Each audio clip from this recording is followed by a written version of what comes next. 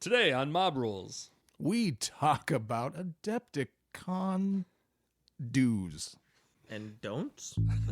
all that and a little bit else on Mob Rules.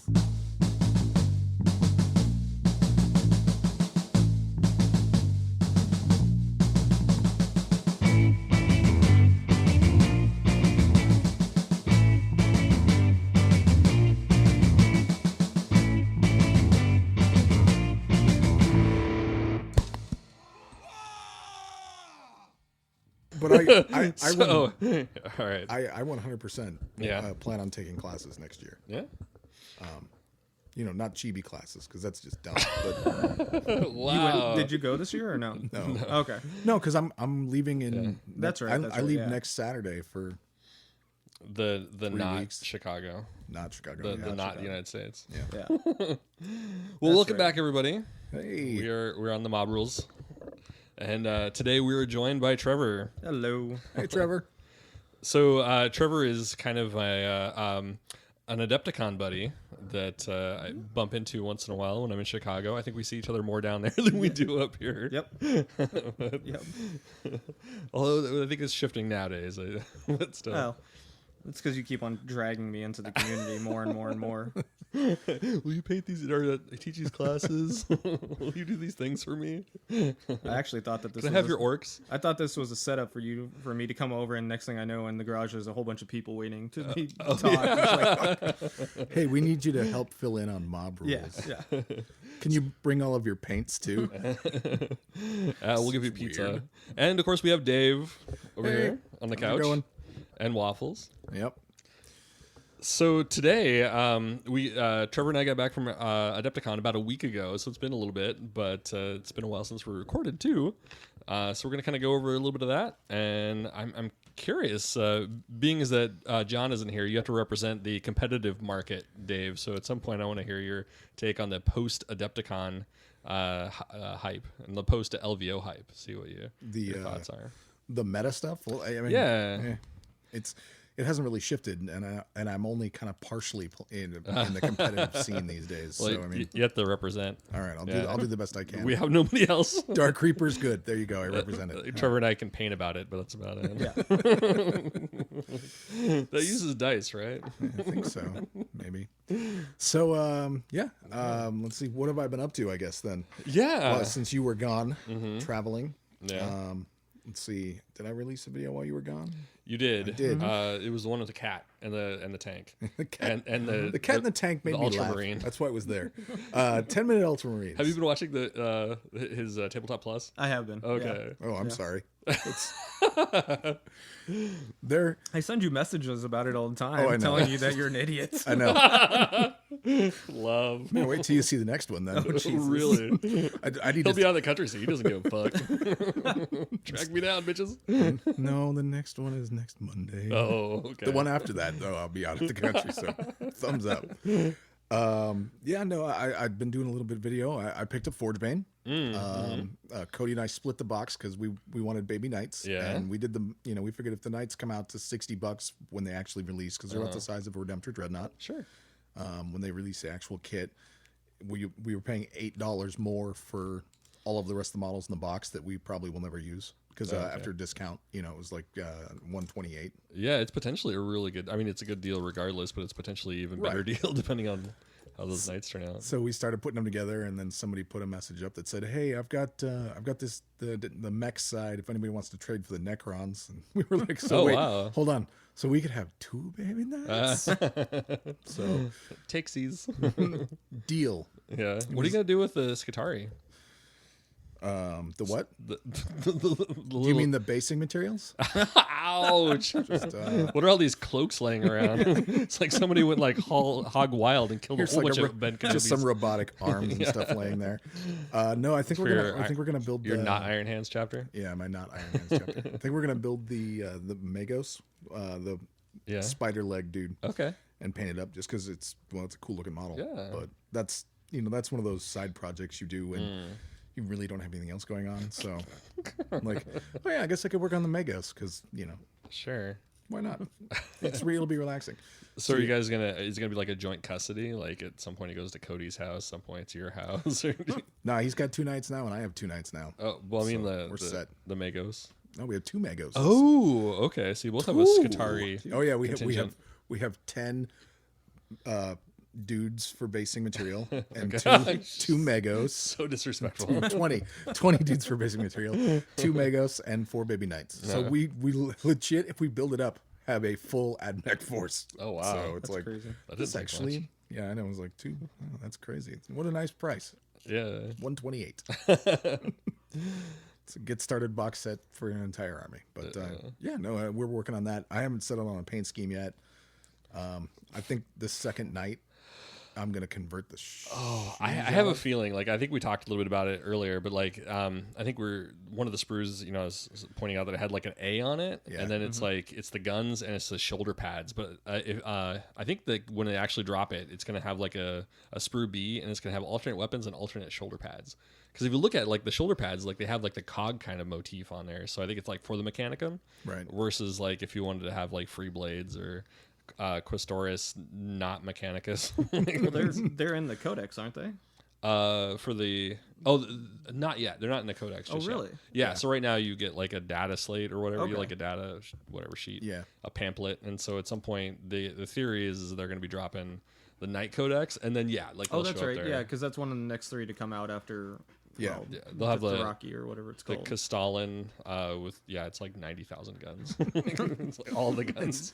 The baby warlord Titan. It's Yes. like a battleship on legs. It is. Yeah. It's pretty amazing. So It's very 8th edition.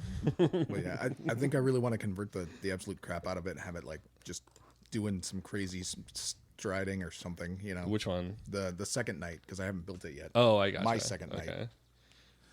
So Trevor, are you getting excited about Baby Nights too, or are you immune to that? I never really cared. Okay, I mean, so you're immune to it. I think the box is nice because of the deal that you get for it. Sure. You were doing Necron or thinking about it, weren't you? Yeah. Okay. Yeah, I am thinking about doing Necron. In that sense, the box looks way uneven. Oh, like yeah. I mean, with the 2 baby knights on this side, and all you get is some like little cryptek wraiths, and it's just like, that's not really going to do much against those baby knights. Okay. See, now, knowing what I know dog is about the humping Necrons Dave. and stuff, she just wants to play. she's like, I'm chewing your hand. Knowing what I know about Necrons, the Canoptek Wraiths, they come with it, and the Lich Guard will be very, very good Oh, yeah. against the baby knights. Yeah, Actually. yeah. I'm just They're not. It's. visually, it looks unbalanced. Oh yeah, no, it's totally unbalanced. But when you actually break it down into different components, like the Lich Guard or even the Necrons with the big guns. Oh, the Immortals? Yeah, the Immortals. Yeah. I mean, they can throw down some firepower. That the can. butt cables. Yeah, they'll kill a knight. I'm kind of curious. I think like maybe the knights are centerpieces because like a Mechanicum, like you get like Scutari 2 knights, then you get like the HQ. But I think with the Necron, you probably do get it, but it's like not as showy. You know, it's like because I think you get the Immortals, you get the Pariahs or whatever the hell they're called, Lich Guard. Lich Guard. then like the Wraith, and then the new HQ. So new Cryptek, I yep. wouldn't be surprised if like it kind of comes out. Yeah, I don't know. Maybe it is uneven. You're No. probably right. I mean, basically, Yeah. when it comes down to it, it's completely even. Just looking at it Oh. visually, Yeah. it doesn't look even because you get 2 baby knight titans over here, 10-man squad, and a Magos, and then you get well, they're Necrons. Okay, I see what you're saying. That's it. Yeah, but the Necron Codex is out, and It is. Yeah, where's the Immortals- Necron Knight, right? Yeah. it's the dude surfing, yeah. surfing on the back. The butt cables. Yeah, no, that thing is it's crazy looking. I mean, and people went nuts for it. My first thought was, it Was looks it- okay, I guess. Was that a Tom Walton creation? Do you know? He did the night before, right? He did the Redemptor, right? Oh, I thought he did the other night. The Baby Knight. No, the regular night. Oh yeah, no, he did do the regular Knight. Okay. Yeah. So you don't know if he did the baby night? I don't know if he did the Baby Knight or not. Because I actually I tagged him on one of the pictures and like, oh, is this one of yours? And he didn't respond. So He's on a Twitter hiatus. So Oh, is he? Okay. yeah. He tells you these things like, hey Dave, I'm going to be out for a bit. Not Can you me. handle this? No, he did. He just told people that I know, people that I follow. So Okay. they were like, "Oh, we're gonna miss you and your Yeah. sexy calves," because apparently he's got really shapely calves. Really? I've only seen his hair. Yeah. That's why his legs, his robot legs, look so well defined all the time. I modeled him after my own. He's just gonna stand here, sketch me. So any modeling progress or? Just on the building of the night. Okay. And then, obviously I painted up an ultramarine. Kind of. Need to base it still. Yeah. But I'll work on that for another video. Cool. So Trevor, what have you been working on? I know you're currently working on something as we sit here. Yeah. Working on the Borka bus from Privateer Press. Getting ready for Gen Con. When's that? First Thursday, Friday, and Sunday in August. Oh, wow. So like the 2nd through the 5th of August. Well, And so you do. Hold on. You have a booth there, right? Is there? When you say you're getting ready, I mean, you're not waiting till like the week before to paint an army? No, screw that noise. He's doing crunches and trying to work on his. But I also don't play in any of the tournaments or anything like that. So, when I mean getting ready, I mean getting models prepped for Privateer Press Grandmaster. They have their own MHE. It's kind of like What does Crystal that Brush. do? Oh, okay, gotcha. It's miniature hobby events. They have their own little display case and awards of their own. Ninja Division, who puts out Super Dungeon Explorer, they just I released. missed them this year. They weren't there. No, they weren't at They AdeptiCon. weren't there at all. They have their own competition as well that they just did last year, which is Golden Cobalt. Oh, okay. It doesn't matter what manufacturer the little chibi comes from, it can go in there. Cool. So, I'm picking out models about which one's going to go where, and so yeah, picked rad. up the Borka bust. I'm going to do the Borka bust. I have a bloody Barnabas that's way too old that needs to be finished. So been painting on that, and then putting together a Scorn warband. Oh, wow. So you're gonna play actually? when No, you're done? no. Oh, okay. Purely for No, he said he didn't play. purely for entering it into the competition. Okay. Yeah. Sweet. So you were took part in the Crystal Brush this year, right? Yep. So I said it was like a frog guy. I want to say he looked like he had like a little summoning pool or something like that going A on. little toad guy. I was going to ask if Yeah. you finished him because you were supposed to finish him for Adepticon last year. Yes. Yeah, he was supposed to be finished last So year. why didn't you finish it for last year? Why didn't you have it ready? Why? Went Why? Went to Ireland, Scotland, and England Okay. the week before and got massively sick. Oh, that's to right. I where remember that. we landed, went to Adepticon, picked up our badges and swag bags, took our class, and then decided to go to the ER. And we found out that we both had sinus infections. Charity, had 2 eye infections. I had 2 ear infections. Massive chest infection. But we had our priority state. We went and got our swag bag, and we took a class that neither one of us could either hear nor see. So all your canals were leaking. Oh, yeah, it was bad. Last year was bad. So this is a much improved Adepticon over last year. But you were still sick. Oh my gosh. I don't think it's meant to be. Like, something Well, I mean, about- this year I wasn't sick. I only got sick until I got back. Oh, okay. So, yeah. So yeah, I've been working on. I got the little baby night. Got that all finished up. I got a that's video out the awesome. door. What else are we working on? I was trying to get like all my orcs ready for Adepticon, and I didn't get too far. But when I got down there, and I was playing in the 2nd edition, the Old Hammer tournament. Thankfully, I tried to get like 3 colors and a base at that point. Like, all right, fuck, bare minimum. And then there's like all these like silver and gray models in there, and they're like, oh no, it's totally cool. You don't have to have anything painted. Like, Oh wow. that's what I get for not reading the instructions. Yeah, because you won best painted in that. Didn't Oh yeah. So that I was gonna show you that medal. It's kind of hilarious. But I think like how I won it was better than like having won it. Like, Oh, really? Yeah. So there's like 6 people in this tournament. It's all this second. Oh, edition. that's it? Yeah, so it's really small pool as it is, and then I think like and all it was soft scores. They had like best sportsman, and then they had like best painted army.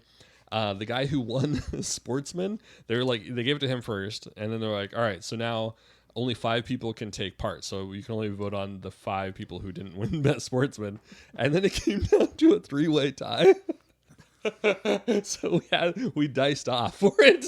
Oh man. So it was like, Well, if that's the best way. It's the fairest way, I guess. And I love, like, once again, like, there was a guy that had like silver and gray models, like, so the bar was pretty low. Was he playing second edition Necrons? No, which would have been appropriate. Yeah. Damn it. Yeah, it Should've was Rainbow participated. Warriors, ironically. Ooh. So it was. So it. The Prism Marines that were not very prismy. So yeah, that was really exciting. So should we just jump into Adepticon? Go ahead. I want to get caught up. I was following your diaries along, Yeah. and then you just stopped. Oh gosh! So I started doing. We were doing diaries, and we got 3 of them in there. Of course, like the first one was a swag bag because everybody wants to know what's in the swag bag. Yeah. It's like why we go to Adepticon right now. And so I think like I get the 3rd one done. Peter hates them. Like he's just like he's doing like videos.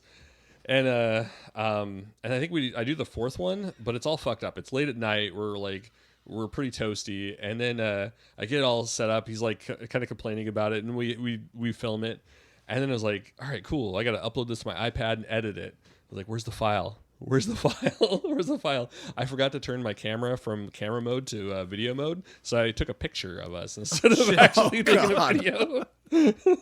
Like, well, shit. And then the next day I was like, I don't have it in me. Like I was gonna set it up on the dashboard, like have us like on our way there to the airport.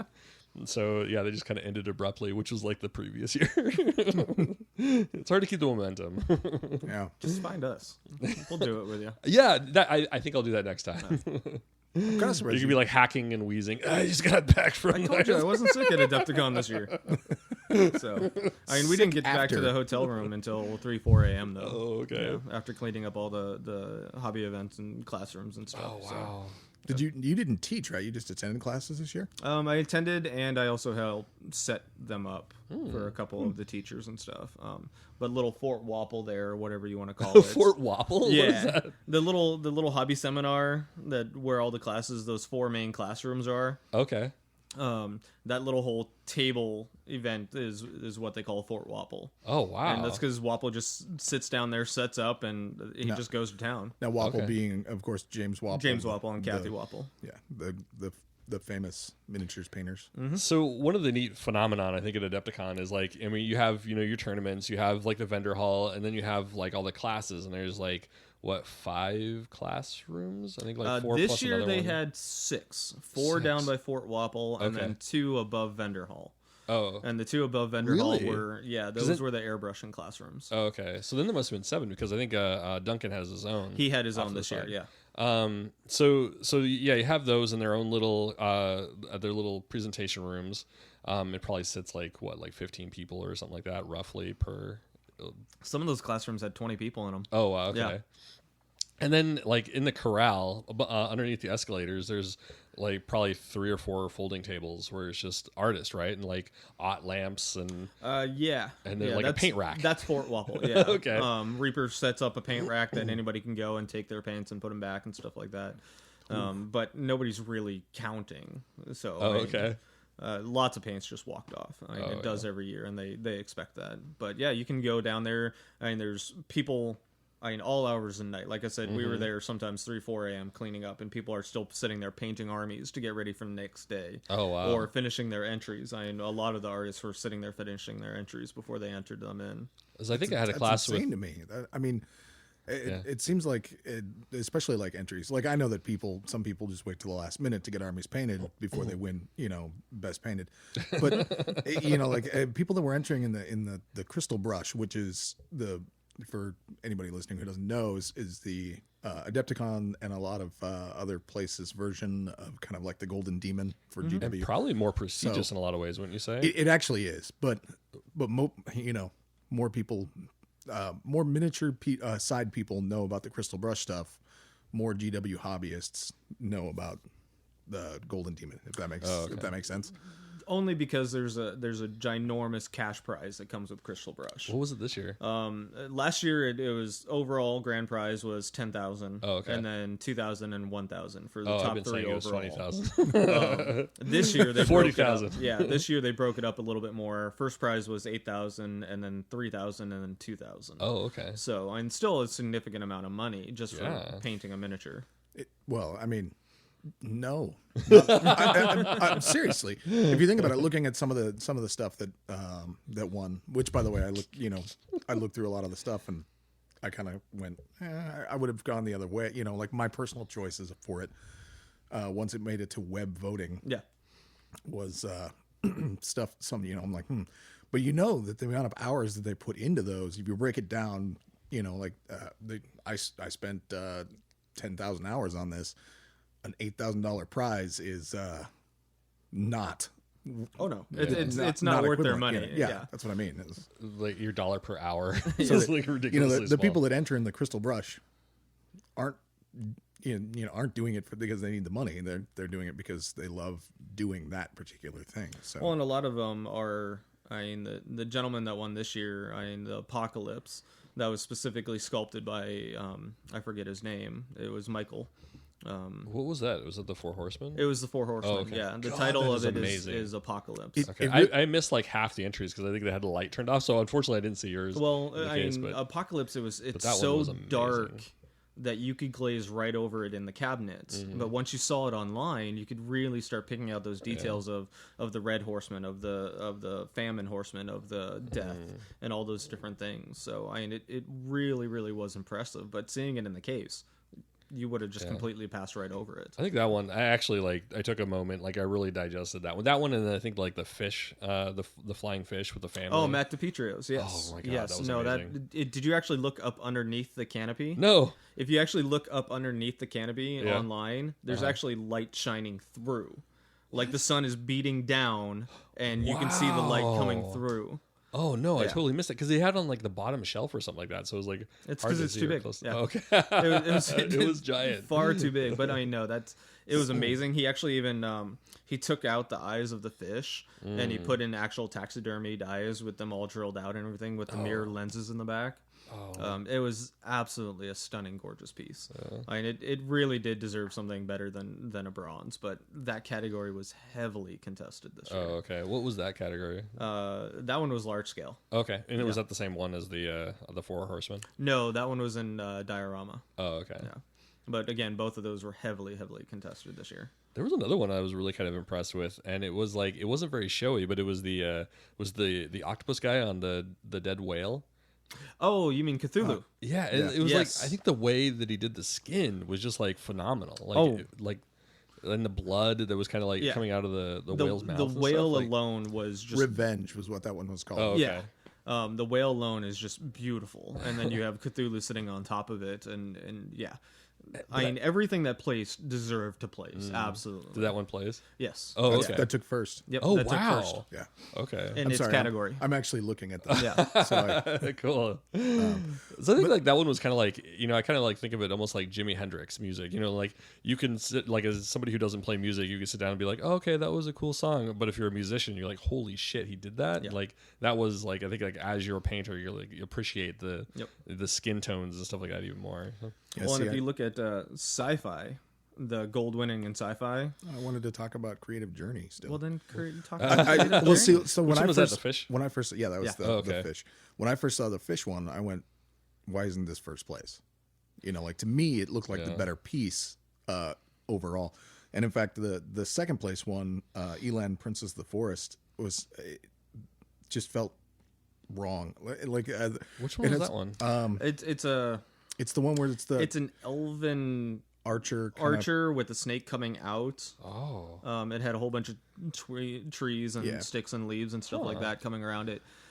Okay. But the leaves just looked like cut out pieces of paper. They didn't look finished, which is what.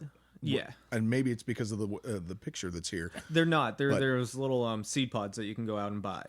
Oh, is it the birch seeds? Yeah, okay. They're the birch seeds that you can get. Right. But they don't look. They don't look natural. They don't. Right. That was the problem. I looked at that and went, this doesn't belong in second place. Yeah. The fish is. Personally, those two should have been by a lot. flipped. I think the journey should have been number one. But again, that's just me looking at it. Yeah. From personal perspective. Apocalypse, looking at the pictures, didn't do anything for me. The one that took first place overall, I didn't like it as much as the runner-ups. Okay. Yeah. But I'm not a fan of truly grayscale stuff, and I didn't see it live either. So, I'm just seeing pictures. I'm seeing what they want me to see when they show me the pictures. So I'm not being able to, it's. Well, the one thing about Crystal Brush is consistency over all the different categories is non-existent. So what may have made first round cut in this category didn't make first round cut in another category. Like you were saying, the Apocalypse. Apocalypse is beautiful. Absolutely just jaw-dropping from the sculpt to the painting to everything about it. It is jaw-dropping. Right. But you have to take in the atmosphere of what that model is, the dark tones of that model, and everything else like that. Like you said, Journey is a beautiful, beautiful piece. Absolutely beautiful. Yeah. And I think like one of those. This is probably another one of those. Like Apocalypse might be one where it's like you have to, if you've painted black or you've painted like the muted tones, like you could really appreciate it. And most of them aren't just pure black. They're red, black, green, black, white, black. I mean, they're the different colors of the Four Horsemen. So. Oh, thanks, Dave. Yeah, no, and I picked up on that. I really did. But, and Dave's letting the dog in right now, so thank you. She might be in the back door or not. Oh, there's probably somebody like walking by. I don't know. But, name of the Wind. Get in front of the microphone. Second. Overall, I like better, but because which one was that? It's called Name of the Wind. It was a kind of like a minstrel piece. It's a bard and a lover sitting in a windowsill. It was done by Sergio. Oh. Yeah. Beautifully again modeled. But there's one aspect of it that really throws me off. And that's when you look behind the figure in the windowsill, there's nothing but like a blank wall. Oh. And so when I saw that, it truly threw everything else off about it for me. But besides that, I guess they could have just left it beautiful. Like, just take that blank wall off. Just like completely just let remove it. Look through it. Yeah. Okay. Everything else about that model, beautiful. Love the colors, love the tones, everything about it. This is the one where you're saying that like the leaves look like they're just flat pieces of paper, right? No. That Okay. was in large scale. Okay, because that one kind of looked like that was the case too, where it's just like multi. Although I don't know, part of me thinks like that's kind of what they were going for, was that flat pieces. No, because if you look at these leaves on this one, they actually have shading and color to them. Yeah. Oh, okay, I gotcha. As opposed to, but not texture, right? Were they? Because it seemed like it was like the whole piece was an exercise in gradients, so I could see where. No. Yeah. No, I mean, like I could see texture on them. Okay. All right. But I'm looking at it as a cell phone, so I didn't. Yeah. I mean, it is what it is, and and it came down to voting after it made it. Once it made it to web voting, it was whoever likes it most on the internet. Does the web like really influence it that much? Well, it's 50-50. Oh, okay. So web accounts for 50% of the score, and judges count for the other 50%. Okay. And so, why? Yes, you could go and say like some of these, like Apocalypse. I mean, it had 9,877 views. If every single one of those equates to a vote of either 8, 9, or 10, or if they're all 10 and one person votes a 9, I mean, it drops that score down just a little bit. So that's why you have the other 50% done just purely by judges. Okay. So, I mean, in that essence, it might also be a good idea not to get a ton of votes, because any low score, I mean, if somebody votes you a 5 just because they really can't understand your piece, it's really going to screw up your score. Yeah. I mean, it's going to significantly drop it. Yeah, I mean, okay. I guess that makes sense. I mean, I know a couple people that had entries that made it to the web voting that, I personally liked their pieces better. Yeah. Now, whether or not I like their pieces better because of knowing them, or just because I just like the composition of the piece or whatnot, Well, and like I said, I mean, the consistency throughout the entire judging is just off. What goes through for voting in one aspect or on one model doesn't go through for voting for another model. And they can allow as many models through as they want. Okay. I mean, it's their system. It's their contest. Do they cap it? No. Oh, okay. They don't at all. So Is like there a my price piece. to enter? No. Okay. No, there's no price to enter. There's no nothing. Oh, cool. My piece, I'm very proud of it. I mean, it made it within 95% of the vision that I saw for that particular model. Did it make it to web viewing? No. But some of the other things did. So Right. Don't know why. Don't know how. I'm not upset by it by any means. I mean, I'm definitely not going to stop trying. I'm going to go back and bring another piece next year. So, yeah, and that makes perfect sense. You know, it's one of those things where you can just keep doing it over and over again. Mm-hmm. And you know, I saw your piece from start to finish, basically. Mm-hmm. So, I mean, well, and I mean, I was debating about bringing it over, and actually, like I said, if you want to go to the sci-fi single that threw the never, that took gold, I actually own that piece now. You bought it? I bought it. You bought a couple pieces out of the cabinet, haven't you? Yeah. Oh, I buy pieces all the time to study from. So, oh, okay. Yeah.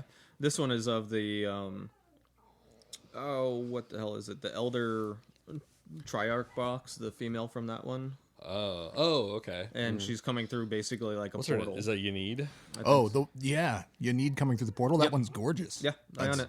Yeah. So whenever you guys come over to the house, you can sit there and study it and look at it. Cool. Oh, it's beautiful. So did you take classes while you were there? Yes. I took a couple. Well, I just blatantly sat in on a couple of CK classes. Oh, okay. You're taking a lot of hype nowadays, I see. They are. They're getting a lot of hype and a lot of good responses for their classes. And people are following in their footsteps even. So, oh, okay. But teaching classes like that? In teaching weekend classes, like they do. Like what, a while back I was trying to bring them up here to teach a 101 or a 102 airbrushing class. And, both Ted and I wanted to go to that. Yeah. But, I mean, it's really hard to get people to commit to a $250 class, even though the class will be worth it. Oh yeah. It's very hard to get them to, especially since the classes that you wanted them to come up for was painting a dreadnought, which, it's one of those things that, hold on, if I'm going to pay $250 to learn how to paint something, I want to paint something that I'm going to use. Yeah.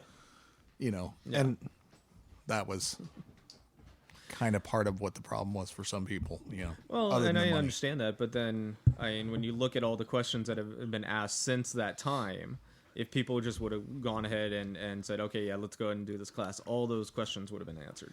Well, every single question would have been answered. And I think about it, like, if you take classes, like, you don't paint what you want to, like, what you use in your army. Like, I haven't yet.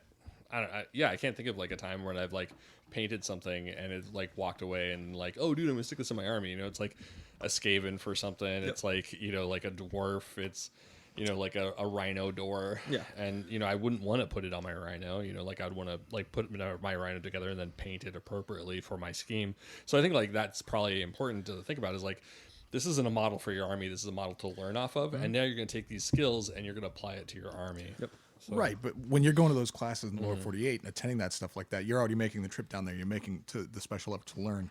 When the most of us that are up here don't really get to go to. I mean, like, how many people went to AdeptiCon from Alaska this year that that talked about it? 6, I think I know. Okay. Yeah, I think 6 right. people I total. mean, it's not.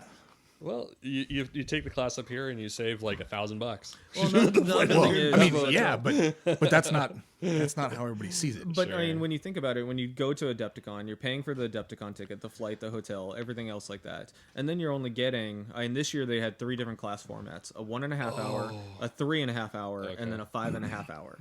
I was really bummed about that because, like last year, it was the 2 hour increments. 2 hours was the increments. Yeah. For the airbrushing class? No, just for everything. Classes in general. Yeah, all classes last year were 2 hours. 5-hour class. And some were more, but it was like a minimum 2 versus like an hour and a half. Like, I think that was. I actually want to like talk to them about that. Like, hey guys, move it back to 2 hours because like, by the time they sit down and explain it and like give you like their credentials, that's like half an hour. But at the same time, I think an hour and a half class is perfect for like Duncan teaching power swords, or power weapons. Hour and a half is probably absolutely perfect, and that's what most of his classes were an hour and a half class. That's a good point. But for like the 3.5 hours, it gives you time to sit there, learn what they know, and then sit there and apply what they just taught you. And if they need time to come around and show you, well, you did this right, you did this bad, try doing this. And it gives you time. That 3.5 hours is dang near about perfect. Okay. The 5.5 hour, that's a long, long time to sit there and be teaching. A 5.5 hour class would be the kind of thing that I'd want to take if I was doing airbrushing. Yeah. Because you have all that time in between where sometimes you need to clean the gun, like the brush and do everything else. Your class with Duncan, Ted, Yeah. the one that you took, which was camo, right? Yeah. It was an hour and a half. Yeah. Did he come around and like talk to you about what you did wrong and stuff? Yeah. Yeah. And I think like Other than just showing up, which I'm sure is, he was like, well, oh my gosh, I could tell that you, guy was I could a tell monster. I could tell you already, Ted, that Your model shit. the first thing you did wrong was showing up. I appreciate that he remembered who I was right off the bat. You know, he's like, "Oh, right, Dude, and we have returners," and pointed to me. That's awesome. and then waved to security. He had other Games Workshop employees come in and sit on the show. If he touches me on the willy, Last year he tried twice. Yeah, I mean, it's I would love to go, and you know, Duncan's style of painting isn't mine, in the sense that, I mean, when he talks about his painting tutorial videos and what he's doing and whatnot, yeah, it's like, okay, I guess, you know, it's not the way I like to paint. Sure. So for me, when I'm watching like one of his tips, I'm watching literally just for what colors he used. And then it's like, what colors do you use? What order? All right, thanks, bye, click, I'm done.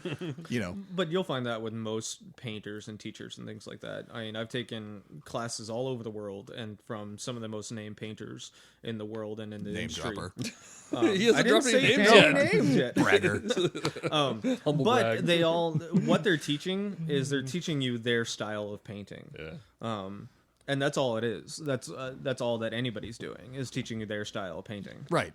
And you can like take it or leave it. And I think like I've definitely like taken classes where I'm like, okay, that was nice. However, not what I'm going to do. Yep. And then like you take ideas of that and adapt it, and just like seeing alternate Well, routes. it's kind of like when we did our yada yada painting competition, which wasn't really a competition between anybody but you and me, because I think John, you know, like whipped it out in 20 minutes or whatever he did. We both took a completely different tact on painting the model, Right. you know, from start to finish on it, and then we have two completely different looking Did he but use same dry brush? scheme I think he models. used dry brush or something, didn't he? Or he just like washed? Maybe that was it. No, he. So he Like, did. I think there was 3 different. He did Duncan's quarter step for okay. white, which is Ulthron gray slash one of the fleshes, racked flesh, or one of the really light gray fleshes. Yeah. On his quarter, and then dry brush white over the top of that, and then painted as red. How do you do white, Trevor? White's complicated, to say the least. That's still one that I actually haven't mastered yet, which is why I have the Raven Guard. I was going to do... Fuck it. Yeah, fuck it. There's only one bit of white on there. It's a raven. Well, no, because I was going to do the Sergeant's Hellman whites and stuff like that, but they're also almost entirely black, which is another one of really, really hard to do well. And so it's one of those things that if you're not good at flesh tones, well, then go pick a model that's entirely flesh tone. Yeah. He has a loincloth. Awesome. Everything else is flesh. You don't like metallics, then go get a freaking Iron Hands or something like that. Yeah. And so that's what the I don't know. I've been told iron hands are you spray them metallic silver, and then Nuln oil. Nuln oil, like six washes of Nuln oil, you're done. Yeah, I think you were telling me that last night. Yeah, I was Like that's a lot of steps. 6 layers of Nuln oil. Somebody was asking about. They were complaining that nobody ever just shows the finished model at the start of their tutorials, because if you show, how can I tell if I actually want to watch you paint this if it's just going to be you showing me a Space Marine, that's unpainted, and like I'm gonna paint Bob the Space Marine chapter, and I'm like, I don't know that I want to learn how to paint that, so I don't watch the. He's like, I don't watch the video. I was like, all right, the next video I do, it'll be just for you. Yeah, and I'll do Iron Hands, and I will put the finished product right at the beginning, and then just don't show it, and then like, show the video in reverse. And so he was like, I know how to do that already. Paint spray off of and it. silver. You just spray rattle can silver and Nuln oil all over it. That's how you do Iron Hands. 6 layers. Easy. I was like, well, that's like a 2-minute Iron Hands. I guess that's right. The drying time will kill you. Yeah. So I'm working on Eisenhorn as a commission, and I fucked up. Like when I was painting it, I was using like the front cover box, and like as he's like walking, you see the underside of his like capes and everything. It's like, oh, cool, red. All right, I could do his overcoat red, and then like I go in there, start doing the details, got the airbrush, like the fades just right, just where I want it. Like that's a nice red. Started with like brown, and then like added a little bit of blues and purples, and eventually like red, light red, and then I turned the box around, and I realized that the outside of his cloak is black. Oh no! Fuck. How do I do this? So I'm like slowly, like every hour, going back and putting like a null oil layer over it to like darken it up. God, I hope this works. Oh no! Yeah. It'll be a red base black. That's awesome. Yeah. But no, I mean, going back to the classes, I mean, I did take a skin tones with Sergio. Oh, okay. I took a Nurgle effect with CK Studios. Oh, wow.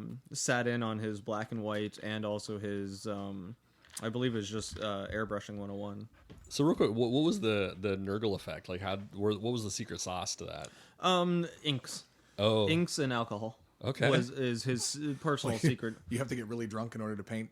Nurgle, Could it actually hurt? I mean, yes. not truly. but no, I mean just alcohol, spirits, and stuff like that. Because the way that these Dalroni inks, because they're acrylic inks, they interact with that stuff, and you can pull them, and you can remove them, and you can wash them, and all that type of neat, nifty stuff. So that was actually a really, really neat class to take. And then we did a creative boot camp with Matt Cheswicks and Ben Comets. Oh, what was that? It was a 3.5 hour I love class. those guys. They're And it's all about thinking outside the box. Okay. It's about when you think of an orc. What are the first couple things that come to your mind when you think of an orc? Okay. Man, So Mushroom penises. okay, well, I mean, clan. Which clan is it going to be? just That's the first- just orcs in general. No Yeah, I'm clan, just- no nothing. No Anymore. Green, clan? big No. teeth. Green. Yeah, Green was one of the green. major ones. Big eyes, big ears. Actually, Okay. Guys. So it was breaking Big that ears, yeah. stereotype of what you perceive as an orc. Okay. And so one of the nifty tricks that he had was, okay, well, you have this orc in front of you, or you have this idea of an orc in front of you. Well, pick up a nearby magazine. And one of them was a woodworking magazine that he stole from the hotel. Okay. And so it got from an orc to a wood carving orc carving a totem. What? Yeah. Okay. And it wasn't a green orc, it was a blue orc. blue. And So is this like a diorama? That they're no, doing, it or- was a creative boot camp. It was breaking that box and that illusion of what you think a model should be. Okay. And there's so much of that. I mean, when you But think how of GW, and How did stuff, they do the wood carving aspect? Well, Like, I think he's just saying like if you were to sculpt it, Yeah. to make it. okay. Yeah. It's all theoretical. It was all okay. just talking. It was all lecture style. It was one And of so those it's- talkie classes. Yeah. It's just taking an idea, and if you get stuck on it, pick up something random or do something like that, and think about where the story would go from there. Oh, okay. It was a really, really interesting class, honestly. It was nice to think outside the box for a lot of those things instead of just thinking of a green orc. So what were some of the things that you walked away with? I mean, other than the process wise, like what were some of the ideas you're like, holy shit, I really need to do X? Well, they did a gentleman sculpted a model for them, and they call it running leaf. Okay. And so they put that up on the board and said, okay, now everybody, this is the model that you do. Yeah. Think of what you can do for it. Okay. There was 20 some odd people in the class, and every single person had a different thought process. Mine, when I looked at it, because it was still sculpted in green stuff, is that it looked like it was a wax golem or a wax elemental. And so what came down to it is this little wax golem or elemental running out of a candle that's almost burned down to its very base. So she's trying to escape her fate or something like that. Neat. So yeah, you have these strands of wax running from her as she's leaving the candle, as she's trying to escape the flame, and then you have her shadow laid out in front of you, out in front of her and stuff. Oh, wow. So that was a really nice class, honestly, and I would suggest it to anybody that wants to, if you want to get into crystal brush or competitive painting. At least on that scale. Outside of a dice off on a Yes. second edition tournament. Yes. Well, damn, I wish I would have played in that tournament. I have some second edition Tyranids that I painted when I was 13. I could have got fucking awesome painted. He wouldn't even have to dice off. He would have just won out. I just would have won. I mean, it would have been awesome. You got completed models, huh? I can remember when we were playing against each other. It was you and me and one other guy, usually competing for top painting at all the tournaments that were happening. Yep. And I don't remember the other guy. I can picture him exactly, but I don't remember. I don't remember him at all. But yeah, whatever his name was, I can't remember. Steve, No, Tom, no. Jake. No, it was somebody. Deborah. It was somebody that hung out with Trevor all the time. Actually. Oh, I don't even remember. I think I know who you're talking about. There was a lot of people back then. I mean, Rob Barnett, Jeremy was another one that hung out and did a lot of stuff. I don't Anyway, know. we're getting But super anyway, local. sidetracked. You know, it was one of those things that and at one point in time, you just exploded. You were like, "All right, here's my army now." It's like, oh, it was fun trying to win paint jobs back in the day. I guess I'll have to win best sportsman. You talking about Monty? Monty. Okay. Monty was like the first guy that I ever saw doing that wasn't like actually in a GW magazine. Yep. That was doing like freehand work on his yeah. models. I have his original Space Marine army, actually. I don't know how I have it, but I do. It just ended up in my hands. Yeah, I know. When you find my other army, let me know. It's someplace in Saldana. But yeah, no, I mean, classes overall, I mean, they always have fantastic classes. They always have fantastic artists teaching the classes. So you felt that the hour and a half was okay? Like that was For certain classes, okay. yes. All right. If you're taking an airbrush class and it says hour and a half, don't do it. There is just not enough time to learn good airbrushing skills or techniques or even just good airbrush hygiene in an hour and a half.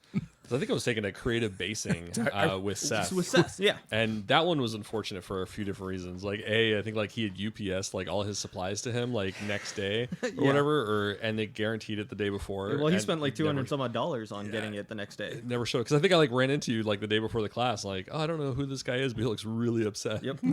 Yep. Well, and all his stuff for his entry was in that box as well. Oh shit! Because he was working on the ad. I thought that was his entry. Was that going to be his entry originally? Okay. Yeah. Yeah, he was still working on it. It looked really. It was interesting. Full size AT-AT or the new Star Wars Imperial game thing system. They don't have an AT-AT for that yet, but it was like a model. It was kind of interesting, like the way he was doing it. Like he was doing, it was like trudging through this through the water, and there's like all these a backdrop full of it was like these mammoth trees, and it was. I think he had taken the branches and used them as the root systems. Yep. Well, and I mean, it appears that it's all resin. And it's not. It's actually a plastic sheet that this thing's walking through and then plastic sides. Yeah. So when you look down into it, it looks like it's all colored resin. And it was green, like it was a green sheet on top. So it cast a green hue down below. But you could completely reach your hand in there and there's nothing. So I wish I'd seen that like finished because he brought it into the class and he was still working on it desperately. But, it was gorgeous. Yeah, it was great. He was, but I think like with that class, like the hour and a half, like we definitely could have used some more. And I think like, he was distracted with like having not had all his supplies there and everything. Yeah, he had to take a hike that morning to go get supplies. That's right, he did.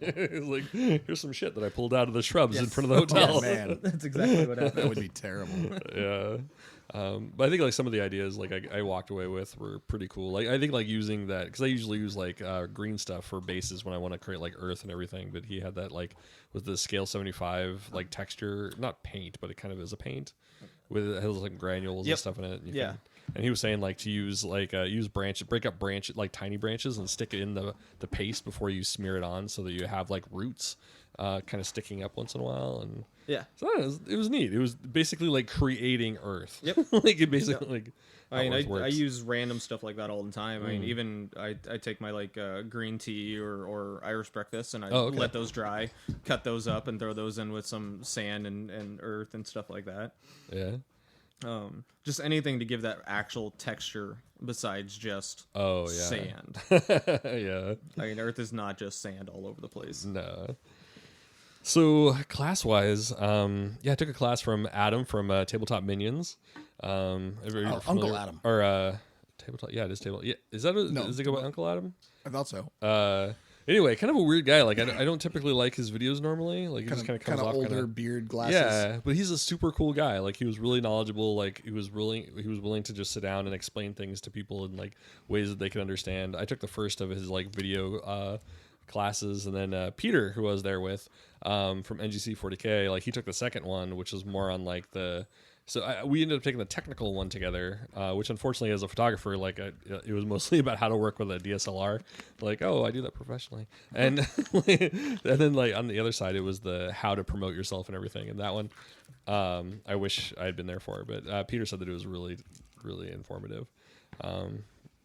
I forgot what else there was. Yeah, there was the class with Duncan about the camo.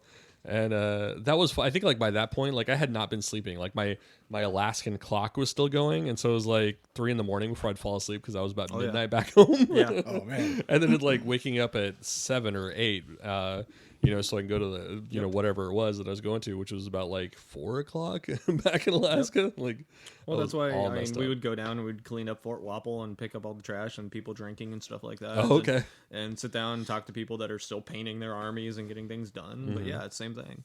I mean, that 3-4 hour time difference is a killer. Oh yeah, it really is. I think like the previous years I adapted to it faster, but this like I never did. Well, you're getting The older, whole week. so. Yeah, probably. Fuck it, I'm just gonna have to go back to it later. But yeah, so what was that? So the class of Duncan was by that point. I think that was like the second to last day, and I was like completely out of it by that point. Like I think he was too. Yeah. he was trashed. I think it was back-to-back classes, and He had 17-hour days. It was crazy. and I was asking him like how he fared. He was like held it up like a Starbucks double shot. Like, you saw like the cans just laying there. Like holy shit. He was a little bit loopy throughout it, but it was kind of fun because he was like just straight up with like a lot of it, and like people, everybody would ask questions. It like with those sessions, like half of it is like learning, the other half is like just hanging out with the famous people, and so you get to like ask insider questions, and I think like one of them was like, how come you don't enter anything into the crystal brush, and I love how like straight up and honest he could be. He's like, I'm not as good as those people. Like he's like, I'm good, but I'm not that good, and like it would be really embarrassing if I put something in there, because that would be like either go one of two ways. Like I win and they figure people would get upset that they threw the competition my direction, or I wouldn't win and people would get upset because I'm not the amazing like painter, basically is what he was saying. But GW's style is so different. I mean, they've created their style over the years that they've done painting and stuff. I mean, Dallas Kemp from Privateer Press enters. He entered his Sorsha bust. Oh, okay. Yeah, the white one. I think it's there's like the people who go to the crystal brush and like look at it from like an artistic perspective and like get that, like I see his stuff and like it's solid. It does what it needs to do. It illustrates like this is a model, this is what it looks like, and this is here's the edges of it and the details, but it's not it's not artsy like in the same ways. And but then we're not the only people watching it, so I think like there's a lot of like gamers that'd be like, well, it's fucking Duncan Rhodes, why? And so they're coming up from a different perspective, so I could kind of see that, and I think they kind of like walk like a weird like path where there's like multiple expectations that are in contradiction. Well, I think that I think somebody actually asked him why he doesn't ever enter the Golden Demon, and it's the same thing. It's, he's like, these guys are better than me. Nobody likes to hear that from somebody that a lot of people view as like their painting idol god. Like if you ask a true 40K player who James Wapple is, they're not going to know. I know who James Wapple is because you linked me like a ton of his stuff, Trevor. You were like, check this guy out. I was like, all right, wow, he's awesome. Yeah, but I think like he would during that question, I think like he had also pointed out like at one point he accidentally won a painting competition. Like I guess there was like during like Warhammer World or whatever, like him and a buddy like did a team tournament for the Hobbit, and he was like, yeah, nobody paints stuff for the Hobbit. So like if you show up with a painted army, you're better than everybody else. I mean, he was pretty candid at this point, He was like, I don't even give a fuck. But he's like, so we showed up and I had a painted army and I won, and everybody was pissed off. Like, Wow. Oh, Duncan showed up. So yeah. Anyway, it was pretty hilarious. He had a couple little isms like that. There was some insider stuff, and he's like, yeah, Peaches or Peachy. Yeah, he's just as crazy as he seems to be. I'm looking forward to meeting Peachy and cool. And Duncan and all of the team over there. So cool. But yeah, it's one of those. Painting is one of those things. Like when you went to your classes, like I'm sure the classes that you sat through, Trevor, were very. You didn't have any absolute beginners just taking the class because they knew who the painter was. But I would be willing to bet that in Duncan's class it was quite a few. Yeah, it's definitely a different demographic, but learning how to paint. So I think that comes down to the teachers as well. I mean, they need to specify this is an advanced class and stuff like that. Like in CK Studios, they'll let you know this is good for beginners or advanced. people. And a lot of the airbrushings are. I mean, there's been first time airbrushers that have never picked up one, bought one on the spot, and they're painting just as well as some of the people that have touched airbrushes for 10 years. So, well, I mean, it comes down. Yeah. It's an airbrush. Anybody can airbrush. It's super easy. Yeah, it does it for you. Yeah, it does all the hard work for you. As long as you get the paint thin enough, you're fine. Yeah, I actually replaced my stool with an airbrush holder, so that like while I'm in bed, like it'll just paint my army for your me. Poop. Yeah. So I think I did I ended up, I think this year doing like 4 events instead of the normal 2. And I think like that's the thing. Like we were kind of talking about it before the podcast. Is like I think like at AdeptiCon, there's like so much going on. Like I wish I had like toned it back. Like typically, there's a ton going on. Yeah, I typically like, give myself time to like walk around and like just take pictures and stuff. But this year it was like boom, boom, boom, boom. And but yeah, I think normally I do the patrol and then Titanicus. This time it was like helping run Titanicus again, patrol, Car Wars, which is a blast, and then the second edition tournament. Have you ever played Car Wars? Do you remember that back in the 80s or whenever they did that? I remember it. I think it was I Steve never Jackson, played it, wasn't it? Yeah. But I mean, it's like they're Dracula. I mean, I never played that one either, but you remember it. I remember it, and apparently they're going to release it again. Oh wow. Yeah. But it was kind of neat. Like they had this. You saw the APOC table in the back, right? Like that massive. It was probably like a dozen, 4x6 tables. Warlord Titans. Yeah. Imperior class Titan at one point, like they had one of those. But it's massive. I was just like looking there, and I ran out of fingers to count on. But like the amount of a Realm of Battle boards that they had there, it must have been like in the $10,000 worth of battle boards. Just like really ridiculous for just amounts. For the APOC, it was all APOC? Yeah. They had like both of them, like the sector, whatever you call it, and then like the regular Realm of Battle. But hills, yeah, and then of course I had like buildings and everything on it, and yeah, so it was kind of fun. Like they gave us teams, and there's probably like a dozen teams, and so you had like your buddy, and then you like ran around and you're basically just trying to like kill people and not die. And you have these cards, and so like you have like 5 cards, and then somebody you attack them during your turn. You could do 2 actions, and you can either like attack or you can move, and you move like 18 inches. You can fire 18 inches, so it was really standard. And then you play a card. You're like, all right, I'm gonna attack this guy. They're within 18 inches. I'm gonna play flamethrower on your left for 6 damage, and then they can pull an armor card out or just eat it. And you only have like 5 damage before you die, and per side. And thankfully it was on dry erase board or like paper. So you're like, eek, okay, I'm dead. Move over here, and then you respawn. There's like 6 respawn points. You roll a dice and you move somewhere else. And yeah, so like we're going through. It's like a few hours long. And Adon from Independent Characters. So yeah, me and Don, we go way back. So like I ended up getting paired with him, and it was kind of fun. Like he kept like there was like this icon. It was like this Slaaneshi icon. It was like this big penis with like the Slaanesh symbol on the top. Did you see that? Was it a really was it a really pretty penis? Oh, I would say it's not quite perfect, but maybe it's aspiring. It's not Slaanesh. It's a cultist version. Is it an NBS penis? It had more veins than I did. Very prideful. It was very vain. It was so he was like, oh, we did a Slaanesh podcast like a little while, like recently. Like, oh, okay. So I just kind of panned it off, but he kept like, that's what he said. He kept like, we did a Slaanesh podcast recently. Did you go? Yeah, we did too. Before yours. Well, I panned it at first. For the first like 2 times he said that, I was like, oh, right on. Okay, so anyway, here's a flamethrower. Like, and then after what, like the 3rd time he says it, because I kept dying, and then I'd go somewhere else, and then he would die, and then like be paired up next to me, and it kept like going, like we followed each other for a while, and so I think like for like half the game, like it was like the 2 of us, and of course like all these other people, and I think towards the end I was like, yeah, we did that one too. And he's like, what? It's like, yeah, on our podcast. We did it like a month ago. Was he like, you're on a podcast? Well, I kept like trying to fuck with him. I was like not trying to identify that I knew who he was. Like I'd play it down, like, oh, what are podcasts? But then I'd like throw out like hyper contextual statements about like his Ultramarines army that he has, like, or the chapter that he's working on. And so like kind of he just kind of like look confused a little bit, and then move on. But anyway, yeah. I think because I'm not really familiar with independent characters, I pretty much only listened to Mob Rules before you asked me to join.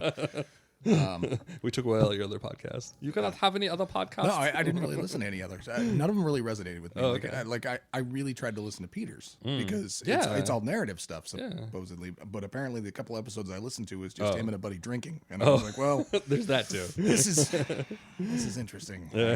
I came from Frozen Heresy and left at okay. So, but I mean, I like good. Peter. Peter's, Yeah. everything I know about Peter, great guy. But podcast didn't do it for me. Oh, okay. Mob Rules always did it for me, just because. Dave, you could it stay. wasn't you. It's okay, man. You could. It stay. wasn't you. Well, I'm just saying, it wasn't you. It was Phil. When he left, I was like, Okay. oh well, this thing's Somebody- over. Fucking, All right, fine. I'll listen as long as I'm on it. right. But yeah, so towards the end, like we wrap up this tournament, and I think like people are like, "Man, how many times did you die?" And like somebody's like, "Oh, I died 7 times," and They were sad. They're like, oh, I died 7 times. That was brutal. And I'm like looking at my sheet and like, oh, okay. Well, I just died. Okay, now I'm at 8. A moment later, I'm at 9, 10, 11. Like after a while, they're like, all right. So, they started handing out trophies and like, an award to this guy who got the best like KD ratio. I think like the guy who won it got like 4 kills and 1 death, like he'd only died once. And so they go, oh, here you go, first place. And then I think somebody else got a second place because they had like, was it 5-2 or something like that. So the KD ratio was not quite as good. And then I think, they came down to finally like, all right, and the ultimate victim, who died the most? I'm like, 13. Like, what? It's right here. They just get blown away. They're like, what? Yeah. That's not even possible. The game wasn't long enough for him to have died 13 times. Dude, like half of them were like the last turn. I drove off the board twice accidentally. I didn't know what I was doing. I shot myself because nobody else was Just around. suicide. So you guys can't. Nobody else blew themselves up with their own guns. What are you supposed to do? You're trying to kill yourself, I was right? aiming for this award. The dog. Oh my gosh. So it was a blast. Like that was a lot of fun. And I think like this is kind of like I love going down for like those one-off weird games, and but each time I play one, and like I just want to do it again the next time. And now it's like crap. Now there's like 4 different games. Well, that's how you ended up playing in Titanicus the first time, right? Or did you go down specifically for Titanicus? I specifically went to Titanicus. Like I was really excited about that, and I've been like watching it for a while. I think like Dave Taylor had mentioned it like in one of his blogs at one point. And like, holy crap, this looks amazing. And so I got involved with that. And that was actually really cool. Like the game that we ran. For each time you play in a game, like you get a little banner for your Titan. So now I have like 4 banners, like one for, like I've played 4 games. So I got like 4 banners. You can That's adorn kinda his cool. cockplate really. Yeah, It's gorgeous. and each one it's like, and each one's different. So like there's last year I was in 2 events, and like even though it has like the year on it, each like banner was like for each event was different. So they were tailored, and it's like a little fabric with like chain and like a little pose. Anyway, they're pretty sweet. So we're playing in that. And towards the end, I was talking to this guy. Like, there's one guy. He reminds me so much of my buddy Nick, orc player. Like he made like a warhound. I'd seen this on like on the Warhammer 40K. Alexander Goods Facebook page or group, and like he had made like a warhound with a for orcs. And it's pretty amazing. And he's been working on it for a little bit, I think. But so we got kind of paired up together for the most part, and then like towards the end, I'm like talking a little bit, like, yeah, man, if you get a chance, check out our podcast, Mob Rules. And I hand him a sticker. He's like, holy shit, I love your guys' podcast. It's like, oh, and he got like really excited, and he had me like sign the sticker for him and everything. So I thought that was really awesome. Yeah, like, I tried telling you were moderately famous. well, I got like a couple people at least. But it was really cool. So that's why we do these things. Well, and speaking of those one-off games, back in like '98 Games Day, they had a little board set up. It was called Squig Racing. Oh, And it was really? squig hoppers, and there was 6 lanes. Uh-huh. And back then, the squig hoppers, they deviated randomly. Oh, with yeah. dice and stuff like that. And that's all it was. It was you were racing squig hoppers, and you can go and you cool. could attack other people, or you could bounce off of them and do damage, and just keep on bouncing. Oh, neat. So it was just a little stupid one-off game that they eventually. I think that year I actually stole the rules. They had like a little sheet of rules, and I'm Good like, for you. I'm just gonna take this now because I like this game. So. Do you still have it? I do Oh, actually. Yeah. cool. I gotta play that. But I think, like, you go to these events. Like, I love. I mentioned this last time. I mean, you can play a tournament anytime, like back home. And granted, you're not going to be playing with like the nation's best or the world's best, but yeah, it's like the opportunity. Speak for yourself. This is Anchorage, home of the world's best. That's right. And Alaska. Let's just say Alaska. I don't want to say Anchorage and exclude Fairbanks. Right. No. But yeah, that was pretty cool. So what else? What else was AdeptiCon? So you did your. How did you actually do in the second edition tournament? Oh, okay. I don't know. We played like 2 games, and I think like the second. Oh my god! So you actually played second edition, right? I think both of you did. So I think the first game was kind of like they kind of paired us up because they only had 2 tables and 6 people. So I ended up getting paired with somebody at first, and there was like people who actually knew what they were doing on the other table. Oh no! And then they swapped it out, and we did okay. I don't think we actually finished that game, but I think we won maybe. Yeah, no, we did win. That's right. And I think like for that, like I ended up just like taking stuff that like had charts because like nowadays you don't have charts. Like I want as many things with charts as possible. So like with the pulsar rocket, the shock attack gun, give me a freaking a warp head, like all this stuff. You're like I need charts. So we just had like a lot of fun with that. And oh god, was it Storm Boys with like the way they deviate and like every time they fall, like each one of the guys deviates, not just like the unit. So I had like this scattering of like orcs everywhere. It was like a shotgun every time they jumped. Thankfully they died fast, so I didn't have to do that over and over. But, yeah, it was a blast. I kind of feel bad. There was like one guy that was playing like Death Guard, and he was like slowly moving across the table, so he didn't really get to take part in the game. And then I think like I dropped a pulsar rocket like right in front of him, so he couldn't go any further or one turn. But yeah, that was a blast. But I think like the second game, like we just barely started. And do you remember? So you had the strategy cards, right? And there was like one strategy card that I think they actually pulled out, like in a White Dwarf. They're like, take this card and rip it up, and that was the virus outbreak. Do you remember the virus outbreak? It was. I don't vaguely remember that happening. You probably had friends that were good people, and they tore up the card. Oh no! So the people, like the guys across from us, they got that one, and like. They put there's a chip that you put down anywhere and you roll a dice and that's how many inches like the initial virus goes. And they don't scatter this or anything. It's just wherever they want it. We're playing orcs and I'm allied with Eldar and he was playing like a lot of Eldar. So it was like this big mob. Before the game starts, he puts it down, rolls like a 2, I think. So it's like everybody within like a 2-inch radius gets hit, and on a 3+, the guy dies, whoever it is. So like I lost my weird boy, I like lost a bunch of boys, and then after that happens, for every guy who dies, you roll a d6. That's how many inches it goes, and it spreads again, and it does it again and again and again and again until nobody dies. So, oh damn! And like after the third round of that, the guys were like, "Dude, I feel really bad about this. Like, we're gonna stop right here."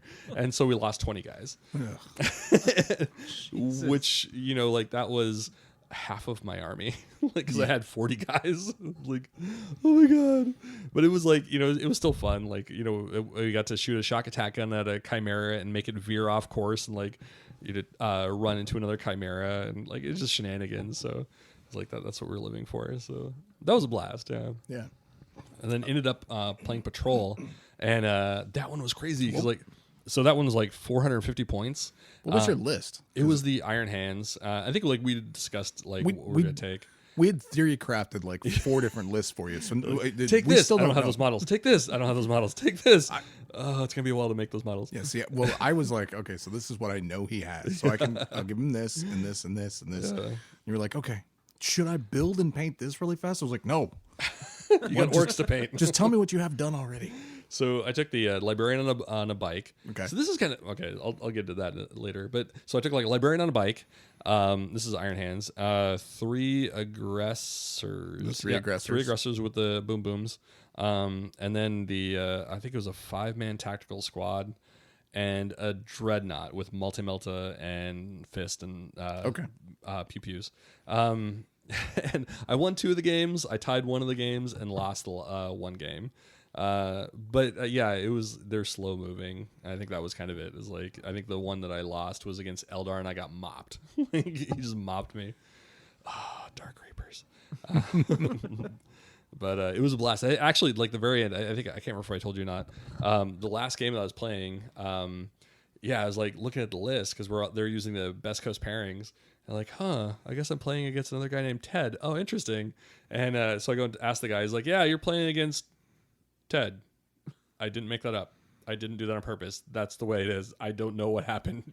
I guess you guys are going to have a TED off. So I'm like, okay, cool. So we go and we're playing. Like this is the last day of the con. So we're both kind of like, yeah, whatever, man.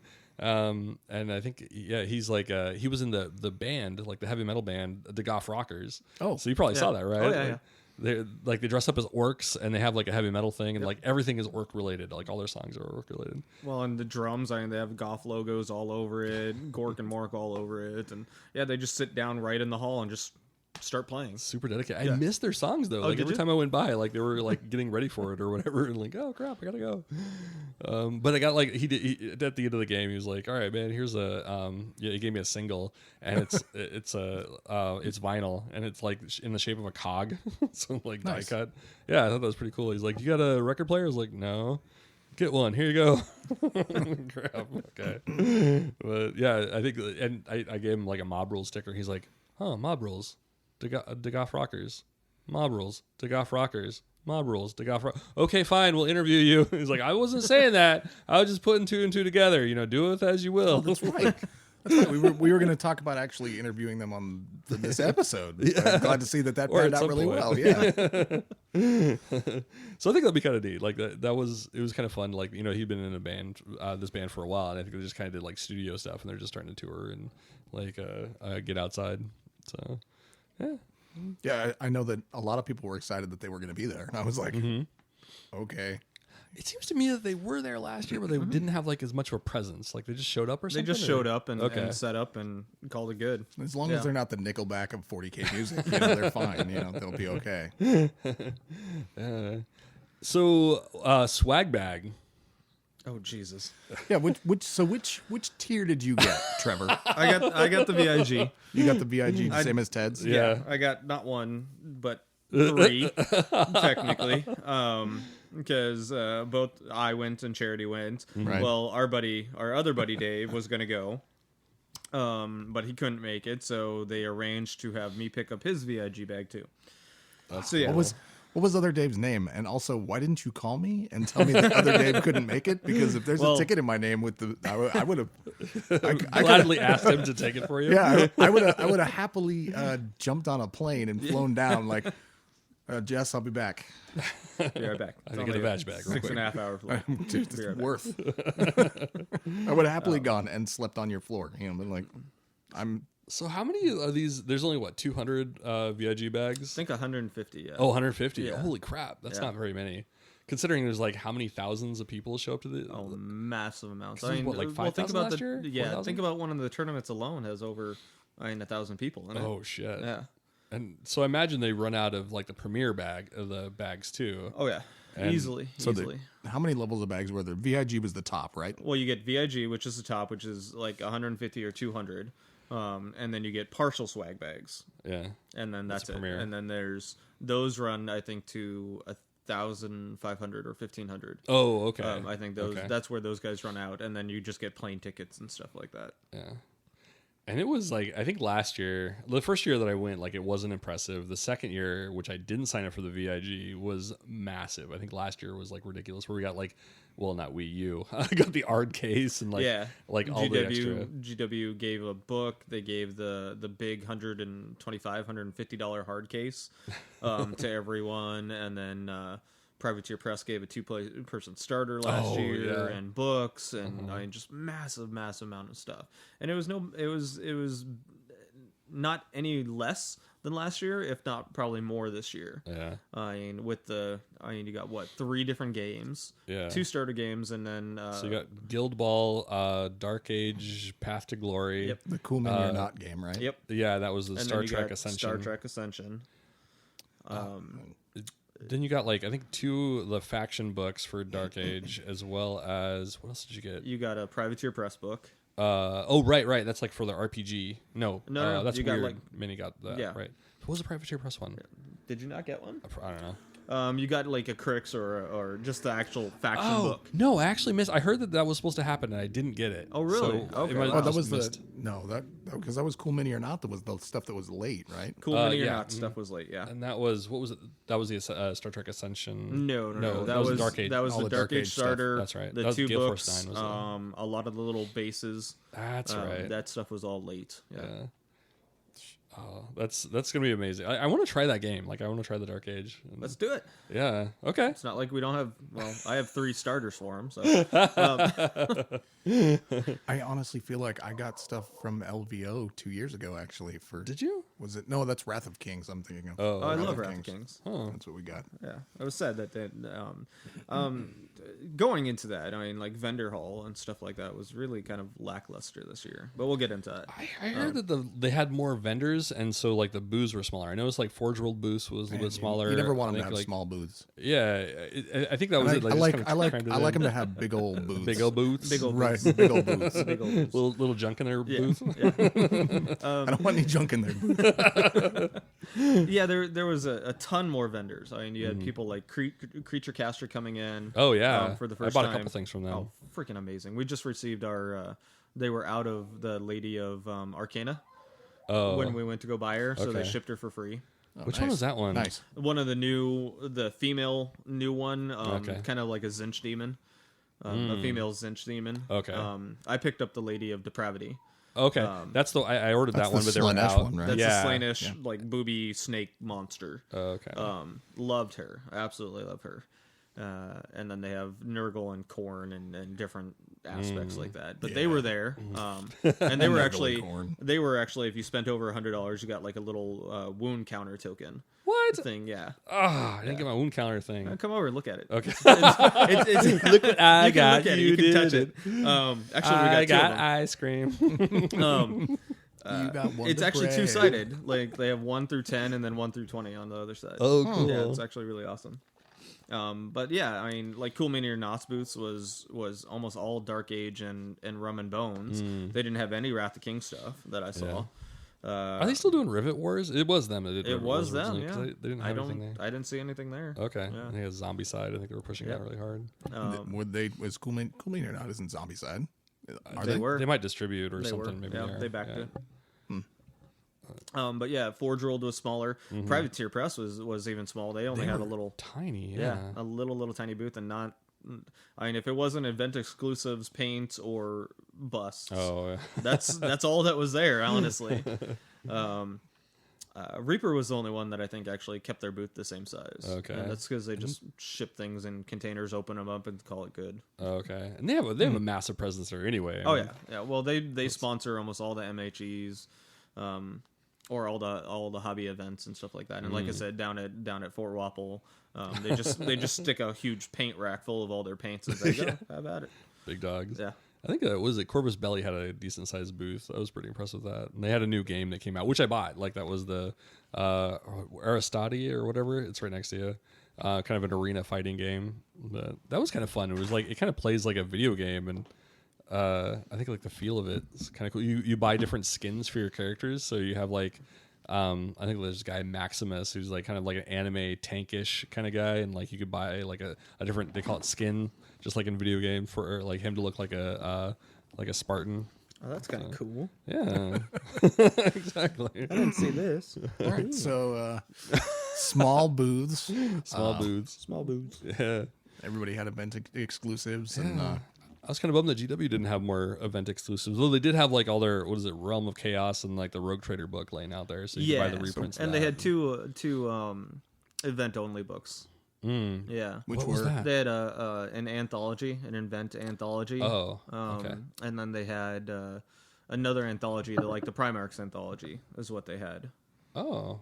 But I mean, at least there they had Grant McNeil show up. Oh yeah. yeah, they had authors, right? Yeah, Maybe Signing. that was it. Maybe they didn't have so much like a smaller booth so much as they just like made space for the writers. Yeah, I mean, it was Okay. huge amount of Black Library books, huge amount of Forge World, and then some space for writers. Yeah, that was cool. You could just like walk up and talk to them, and there may or may not have people hanging out with them.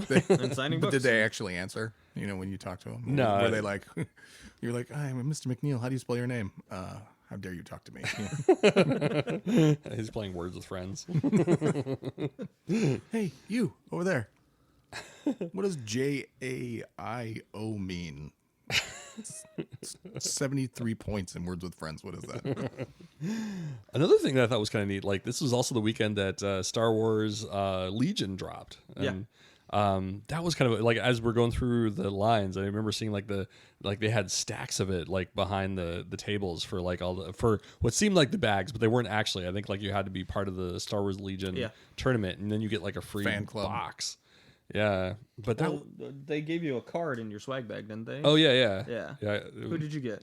It was like one of Darth Vader's like abilities or something. Okay, yeah, we got a couple Lukes. Oh, okay. Yeah, and then I found a Darth Vader, and I'm like, why not? Yeah, I guess. But that was I was kind of bummed because I really wanted to try that game, and I didn't realize that it was going to be like what it was. You know, like when beforehand, I would have signed up for it to join add yet another thing to go to. But you know, for like a $90 box, sure, why not? Oh yeah. But that was kind of neat because like it was. There were so, you know, there's vendors that have like a particular thing, like KR case, you know, like multi-case, they're selling their KR cases, like Corvus Belli is selling their Corvus Belli stuff. But then like there's vendors that are just like general hobby, you know, like they have different games and stuff. And almost all of those, including FFG, who was there, like had many boxes of Star Wars Legion. Like people were really anticipating this hitting the and when ground. Forgebane dropped, I mean, a lot of those small little hobby stores, they had Forgebane the next day. Oh, wow. This is being sold at their booth and stuff Was that like this, that. this that week? Yeah. Or, oh, Forgebane okay. dropped the week that we were at AdeptiCon. Oh, yes, you're right. Okay, I wasn't paying attention to that. Yeah, but- because I actually wanted to sit down and do an unboxing with you. Yeah. That I was in Chicago. Yeah, you were in Chicago. I almost did it by myself, actually. Oh, yeah? Yeah. Well, because our local retailer, Jean, was supposed to get it in on Thursday, and she said that I could pick up my copy on Thursday early and do an unboxing. Oh, is that what the deal is? Yeah. But I thought that, so the Legion, though, like, I think, so that, they had it there, like, Wednesday was the first day that they had the vendor hall, right? Or was it closed Wednesday? No, vendor hall is closed Okay. Thursday. You can pick up your badges at like 7 So I think on Wednesday. Or Wednesday. And then, so the next day, Thursday is when it opens, right? So there's like 4 days, is that right? There's 4 4 days. yeah. By the end of Friday, all of the boxes of Legion in the vendor, like the hall, were gone. No, yeah. Just, they were gone. Hundreds Yeah. of them gone. Well, there was 'cause- like one store got like a couple boxes like on Saturday, and they were gone by the end of the day. It was ridiculous. Well, I don't think the store up here got it until the following weekend. Maybe I know Jean, like a few days later, like I was I think I was in Chicago when she posted a picture saying that she had it for sale. Oh, maybe. And then I came back because I came back to Alaska to buy it. Otherwise I wouldn't have come back.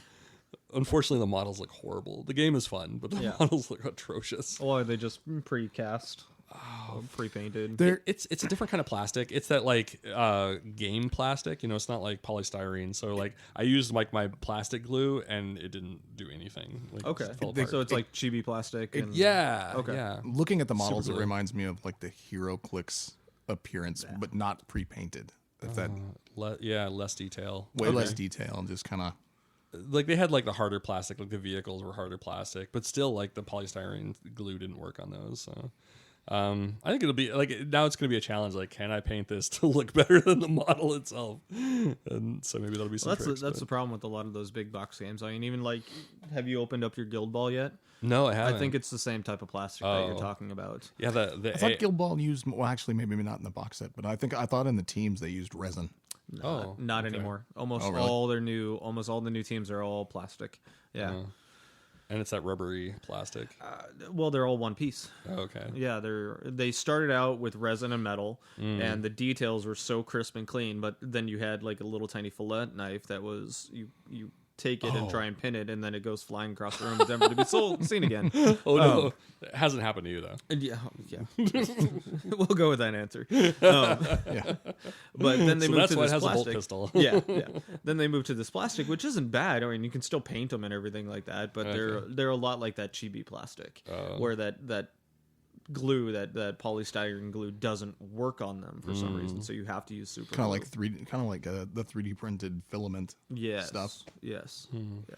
A lot of chibi figures I've seen look like they were 3D printed, even though I know they're not. Yeah, Okay. A lot of them, well, better quality than a 3D printer, but Yeah. they just that has that look to it, you know.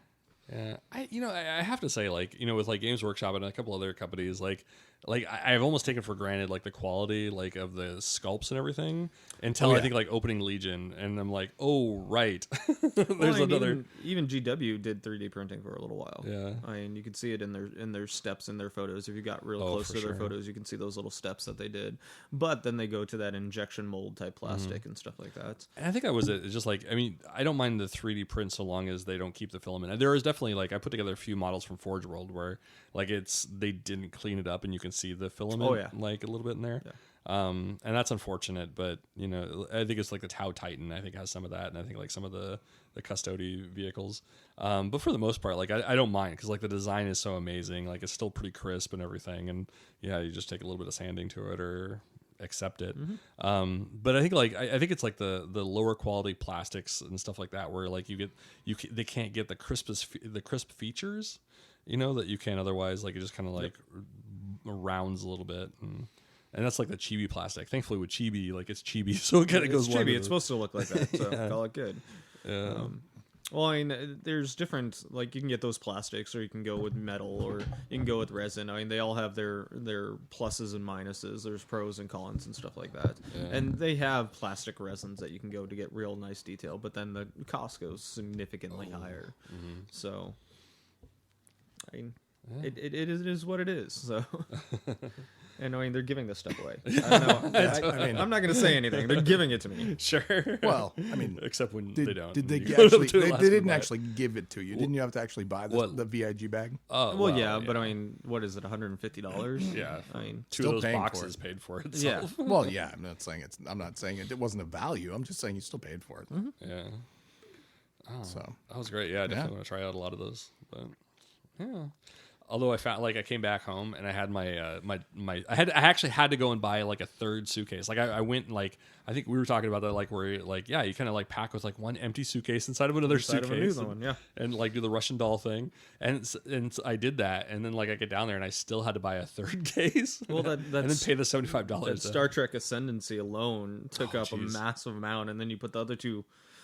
Starter sets on that, and well, there goes the suitcase. Yeah, and I ended up buying like other stuff for other people, like a whole bunch of like one of the starter sets, like starter army boxes. Maybe it's not starter; it's like a whole army. I think for one of the new troll things or whatever for War Machine. Like Northkin. Yeah, maybe that might be it. Yeah, I guess it was a pre-release release, so like they didn't actually have the art box yet for it. They hadn't done the design, so it was like here's a brown box with some shit in it. There you go. Like, they do that a lot at AdeptiCon, yeah. That was pretty neat. So you know, I had that plus like I bought like a whole bunch of like MDF like. I think there was the Necromunda set, right? Yeah, it was like $250. Like it knocked a little bit off, but it was like bam, there's a whole bunch of MDF. So between those two things, and yeah, like the and the dead hooker. And the dead parts of the dead hooker. I didn't keep all of it. Well, obviously. Just the important parts. One boob and a hand. You need the teeth, all the fingertips and toes. You know. The stuff I get in trouble for. Yeah, the identification marks. Oh my gosh, that was ridiculous. So I got back home and like the next, like I'd left all that stuff on the floor. I still have a lot of it over there. But like I noticed that like the suitcase, like, man, where'd that water come from? That's so bizarre. There's like a little bit of water inside the suitcase. Okay, well, I wonder if the roof is leaking again. All right, well, whatever. I'm gonna go and ignore it because if I ignore it, it'll go away. And like that's next day, there's like more in there, and like next thing I know, like I see the cat like peeing in my suitcase. Like, oh no, Adepticon swag! Like, no, get out of there, little bastard. So, I don't know. My cat doesn't care too much about me leaving to Adepticon. Yeah, neither did ours. Her or the dog. Yeah, didn't like it at all. Oh, sad face. All right. Well, that seems like a really good spot to take a break. Yeah. Yeah. Let's get back into some tournament. Do you like cookies but want something more British? Buy biscuits. Not like those you have for gravy. British biscuits. For dunking in your British tea. Stiff upper lip guaranteed. Biscuits. As recommended by Queen Liz of the Britons. All right. That was... You're fucked. Cuddle with Peter. Oh, and then we're back. Yeah, we're back. We're good break. Yeah. Dave's sending promotional items, not emotional items. Not emotional. Yeah, thank you so much for doing that. Yeah, so you have to hand out some of those to some fans. We're a team. I'm gonna need you to overnight me some shit to London, by the way, while I'm over there. I was saying, like, it was actually kind of like, because I think part of the reason you sent that was so that I can give Duncan a Jeff the Custode shirt. No, I sent that stuff to you so that you could give a sticker to Trevor because it was really important. Well, I'm glad that you gave it to him after I got back. After I gave you the stickers. Anyway. But like we said, we only saw each other once, maybe twice in passing. Normally we see each other more often, but yeah. But yeah, so I go to like give Duncan that shirt, the Jeff the Custode shirt, and it was like, I think like this is the second time I've given him a shirt. Like the last time I gave him a shirt, it was like the Duncan meme shirt, and it was like totally natural. Here's the shirt. And I don't know if there's like more lead up to this, but like I go to like I wait till like afterwards, and I kind of feel like that guy who's about to like hand like a like a "Will you go out with me?" like note to a girl after class. Like Duncan, will you paint with me forever? Check yes, check no. Check maybe. So, like awkwardly like have the shirt in my hand while people are talking to him, like, here you go. Security's inching closer to Ted because it looks like he's going to try to throw a bag over Duncan's head and run him out of the room. But it was cool. Like when I finally did, like, oh, here's the shirt. Like I was gonna, I'm gonna make this a thing. You get like a shirt every year. And, you're gonna have to start designing more shirts. So I gave him that one, and he's like, "What is this?" I'm like, "Oh, it's Jeff the Custode. We have this podcast." Like, "Oh, you have a podcast? Yeah, you should listen to it." He should okay, not. Well, Duncan, don't listen. Well, if you heard you, it's too late. But, so he's like, "Oh, what is this about?" I was like, "It's this character that we have, and like we've been talking about for a while. He's got this. It's the Custodes. They just kind of hang out in the throne room and like play volleyball and all this other stuff. And he starts riffing off that. He's like, "Oh, like doing each other's tens and like lotion and everything." He's like, "That's actually what. Yeah, that's part of the story. Pretty much exactly it. It's like they're playing beach volleyball, like the scene from Top Gun. It's like you listen to the podcast, or maybe that's just like a Custode thing. Like Custodes don't do shit. Do you think he had to play it off? Like he was like, "Oh, this yeah. is a non-GW shirt, but I know exactly what this is," kind of thing. He's just like, "Oh my god, it's Jeff the Custode." Oh, stay cool, Duncan. Stay cool, Duncan. It's like, I love these guys. Do you have a podcast, you say? So he was playing me the way I was playing Don. Is what you're saying? Inside, he's just like a 12-year-old girl meeting one of the Jonas Brothers for the first time, or whoever's one of the cool band members now. What, Hanson? Is it Hanson? I don't know. Yeah. For legal reasons, could you sign the shirt?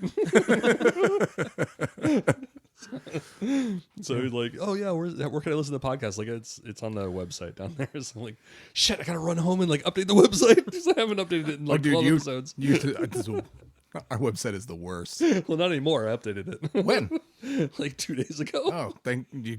Before or after I told Geek Pete Foley to right afterwards. It was as soon as I saw that so Pete Foley was like, "Are there any good orc lore podcasts out there?" And like Dave on top of it was like, "I got you back. Try this Mob Rules character." So we got this podcast. It's it's pretty good.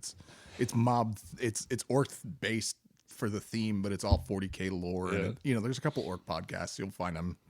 We just haven't done it in a while. Thankfully, you linked me on it because like, "Oh, that's crap. That's great." He said he's going to look at it tomorrow. I have all night to like do this. I could be studying for my math exam, but fuck it. I pretty much have stopped sending people to the website normally. Okay. I'm just like, "Hey, check this. Go to the YouTube channel. That's where the podcast, the newer podcasts are. The older stuff is way gone." But okay. Yeah. So anyway, it's updated, and I got a new computer, so I can update it more often. Woo! It was hard to do for my iPad. So yeah. Anyway, so that's that. Blah blah AdeptiCon. So we want to talk a little bit about tournaments. So can you talk a little bit about that, Dave, as our representative? As our and Trevor as well. Our competitor. Pretend. I would love to. So I'm just going to talk about the winning list, basically. Okay. So LVO was in January, and it was won by Nick Nanamani. None of your damn business. Nanamani.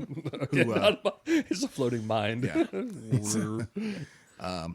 He goes by Nick Brown online, which is I wish he'd just gone by that. But he, at LVO, he ran an Eldar list. Oh wow. That crushed LVO, and it basically upset the meta. Everybody's like, "Oh, new Craft World Eldar." Mm-hmm. Dark Reapers and Wave Serpents, and So that's what everybody was running. Okay. Everybody who likes to play competitive. I don't. I just play all Primaris, which is a perfectly competitive army. Just by nature, it wins. As long as good. you don't actually play anybody good. With a pulse. So anybody who knows the rules. But so this year, the Adepticon Championship came down to two different players. Matt Root playing Tyranids. Okay. Which is, he was kind of running like a what is actually viewed in the competitive circle as a almost standard list. Lots of Flyrants getting around. I heard about that list. Lots of Gene Stealers in the back. People were speculating that they might like curb the Flyrant list a bit. Well, it seems to me like they always kind of fix, if you will, a little bit. Like conscript spam was crushing stuff, and Storm Raven spam was crushing stuff. So they said, say fact that well, shit. if you don't have any models on the table, you lose. Okay. Well, the base is touching the table, but and then conscripts were like 2 points for like 1,000 guys or something, so you could have huge lists, tons of CP to re-roll everything with. So they changed that to basically make conscripts worse than regular guardsmen. Okay. And they didn't have time to change anything before Adepticon from LVO. But there's thoughts coming down the pipe that they might fix something to do with the Dark Reaper spam.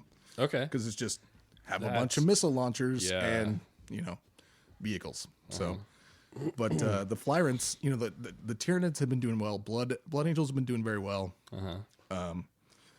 So the Matt Root's Tyranid list: 7 Flyrants, 4 Molochs, 8 Muclid Spores, 9 bases of Spamalicious.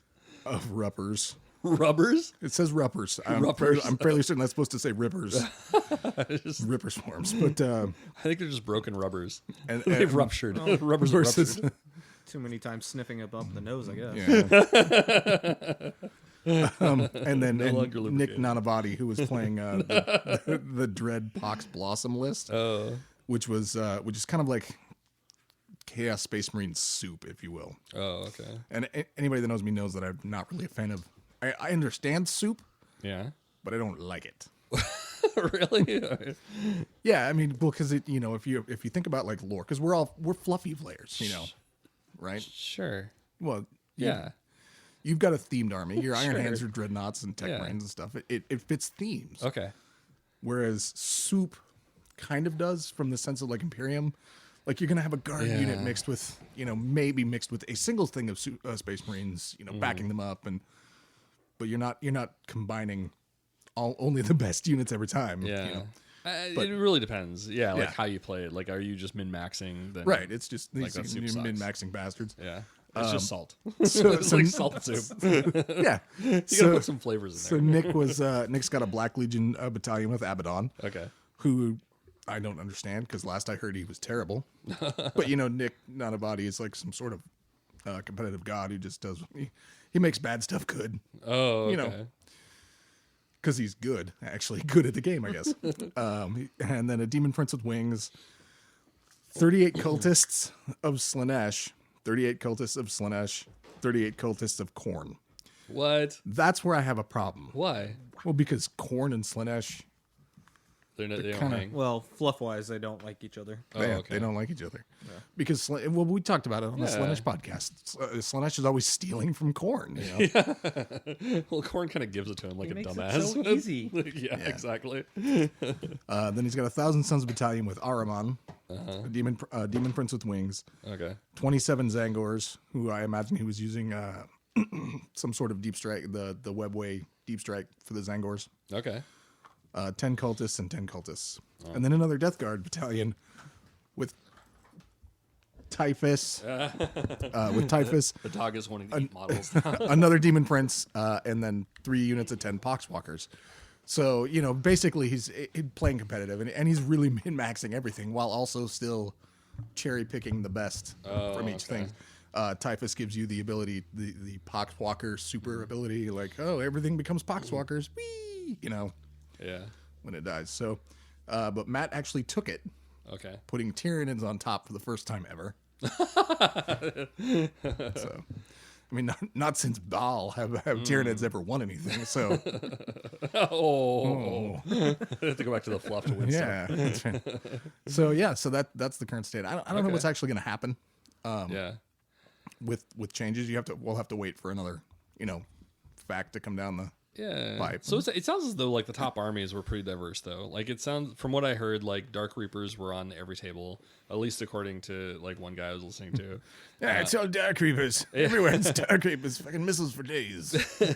But I think like, yeah, I mean, like other than that, like when you have something that's like constant, like it's in like most lists, like Dark Reapers and like of course like Storm Ravens at one point, like you have to like look at that. But if you're just gonna have like something that's just like that person spam that and that's a few offs versus like a constant in every list, like then that makes like just leave it alone. Like when in Rome, like you're gonna min max, you're gonna be like unfluffy, you're gonna have like these crazy lists like Khorne and Slaanesh. People that really want to win, will min-max the crap out of it. And people that want to win but also still want to play will min-max as much as they can while still holding true to their, fluffy beliefs. Right. Or the models that they own already. Yeah. And I think like in the end, like, like most tournaments aren't, I'm sorry, most players aren't tournament players, like, so I think that there's like, the silent majority out there that are just like playing fun games or whatever.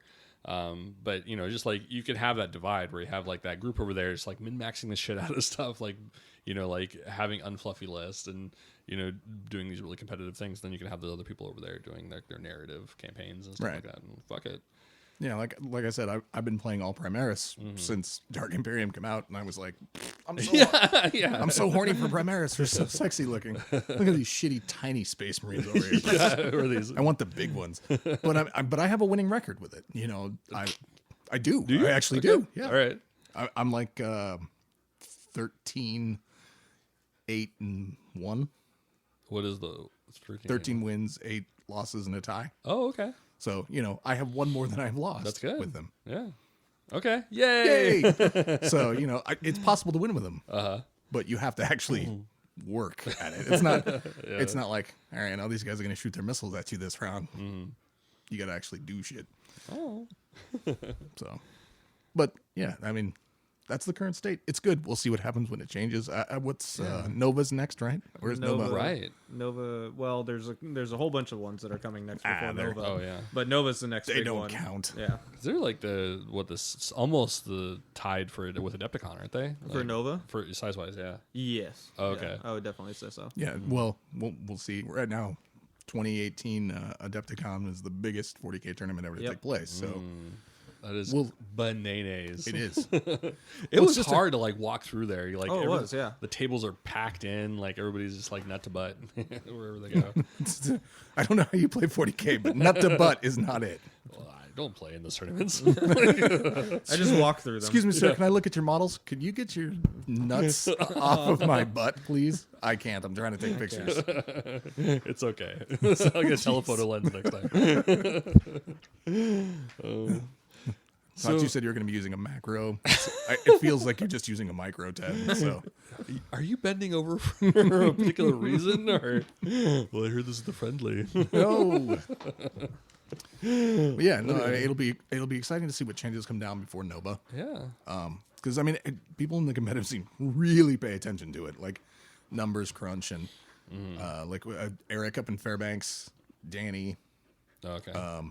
Because it's not ITC, right? Like it's its own thing. No, they're all ITs. Well, actually, Adepticon's not. It's its own. Well, I think Adepticon actually did use Best Coast pairings. They use Best Coast pairing, but I don't think they use some of their own scoring. Mm-hmm. Yeah, but I think there's just called like Adepticon. It's its own thing. But ITC is the main viewed thing. They had something over in the UK. ETC, which is terrible compared to ITC. But sure. ITC is better. What do you want? Even the people that come over from GW are like, wow, the ITC stuff is actually really good. Yeah. But so Trevor, you've been playing quite a bit more lately, right? Yeah. A couple buddies got me into it, and definitely not a tournament player by any means. Okay, that was the next question. Like, would you do that? I mean, even Dave is trying to get me to go to Ultramar Cup and different things like that. Yeah. Just the Ultramar Cup, actually. Okay. The rest are crap. I'm just not a tournament player. Okay. Because you used to be, right? Not really. No. Okay. I stopped playing. Back when it was first when Tyranids got released, second edition or whatever the hell it was. Went to a tournament and rules question aside, things happen. I was just like, well, screw it. I'm not gonna do anything with this type of that side of the hobby. Okay. I like just to play games. I like the fluff of it. If I want to take an entire Chaos Cultist or an entire Khorne Berserker list, I want it to be fun. I want it to be challenging, and that's why I'm a fluff player. Okay. Yeah. Narrative is the way to go. And then I got out of 40K for the longest time and only played fantasy, and then they fucked over fantasy in my opinion with AOS. But I'm slowly getting back into AOS and seeing how things are. And So I hadn't seen Trevor in probably 5 years. Yeah, something like that. Yeah. And when I came back to starting to paint models, whatnot, after I ran into you, that it was like Memorial Day, right after my daughter got me back into painting, and I was talking to you about it. I was at Bosco's looking at just a box to pick up to paint. Anything. I'm looking at fantasy, and in walks Trevor, and he goes, "Put that back. They ruined fantasy." Fuck you, Dad. I was like, wow. I was like, what do you mean? And then Charity's like, it's terrible. Wow. It's the worst thing ever. Pick up 40K stuff. I was like, all right. So you've come around though. It sounds Yeah, I mean, it's the fantasy is definitely getting more interesting. I mean, they obviously story-wise or story-wise, okay. yeah, they've definitely and even at AdeptiCon they previewed the Deepkin, which is really really fancy looking. How they stayed unknown for Millennium, I don't know. But they definitely look interesting. I mean, if you look at most of the models, they're actually they're blind. They're actually if you look close at almost all the infantry models, they're all blind. Only the characters have eyes. So that's interesting. 40K, it's because I mean obviously we're in 8th edition now. Yeah. I mean over those renditions of the years, it looked like it was progressively. Oh, it's really really great.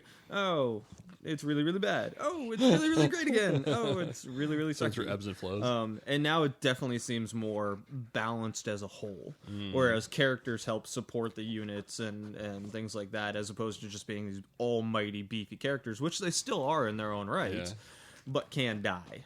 Yeah. Okay. They're not as powerful. So you feel like you're enjoying that a little bit more. I am enjoying the new 40K much more than in previous editions. Still haven't played honestly a full game of AOS. Oh, okay. I just love the models more than anything else. I mean, let's be honest, GW's killing it with the models. Oh yeah.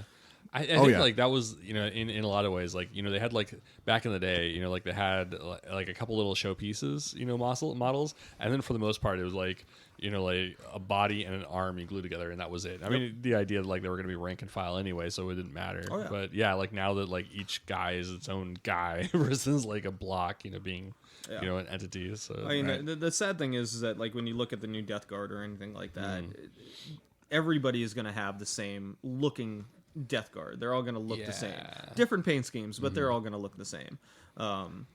That's the only thing that really kind of draws away from everything being really customized. I'm right there with you. And I think like I've complained about that too. And like I get it. Like, they really they poured on like the character, but then like if you're a hobbyist who likes to build that character, like you got to scrape it all down and rebuild it. I mean, it's like Typhus. I mean, to me, Typhus looks like he just got done with an awesome freaking guitar solo. I mean, he's got his hand up in the air, his scythe over here. It's like I absolutely hate the model. I mean, it really does look like he just got done rocking with the goth rockers. Please welcome to the stage the Lord of Contagion. Yeah, I mean his little vent stack spewing out smoke and stuff, and I hate that model. So. But I'm glad that they updated him. He needed an update, but I mean Abaddon needs an update, and I mean if you're gonna update one. And Karn, I'm sorry, Karn just looks like he's fucking tripping. Really? They did the new one? They did just do the new Karn. I know, but he looks like he's tripping. Look at the model. I mean, yeah, I guess he's supposed to be running, but he looks like he's tripping and gonna fall on his ass. If you were on Karn's side, wouldn't you try to trip him every time he went into a blood frenzy? Like, get tripped. Hell no, it's like pointing him in the right direction after spinning him a couple thousand times. Here, go that way. The problem is you spin him a couple thousand times and you got to back up because he's coming at you first. Those chain blades. But so the rumor mill does have that there will be another supplement later this year, which will be Black Legion with the updated Chaos sculpts and Abaddon sculpt. Oh, that'd be so nice. So that's the rumor mill. Yeah. I wonder if that's gonna, because they said Orcs in June with like a big campaign. I wonder if it's gonna be Orcs and Chaos. No, that doesn't even make. Well, I mean, it could be. It could.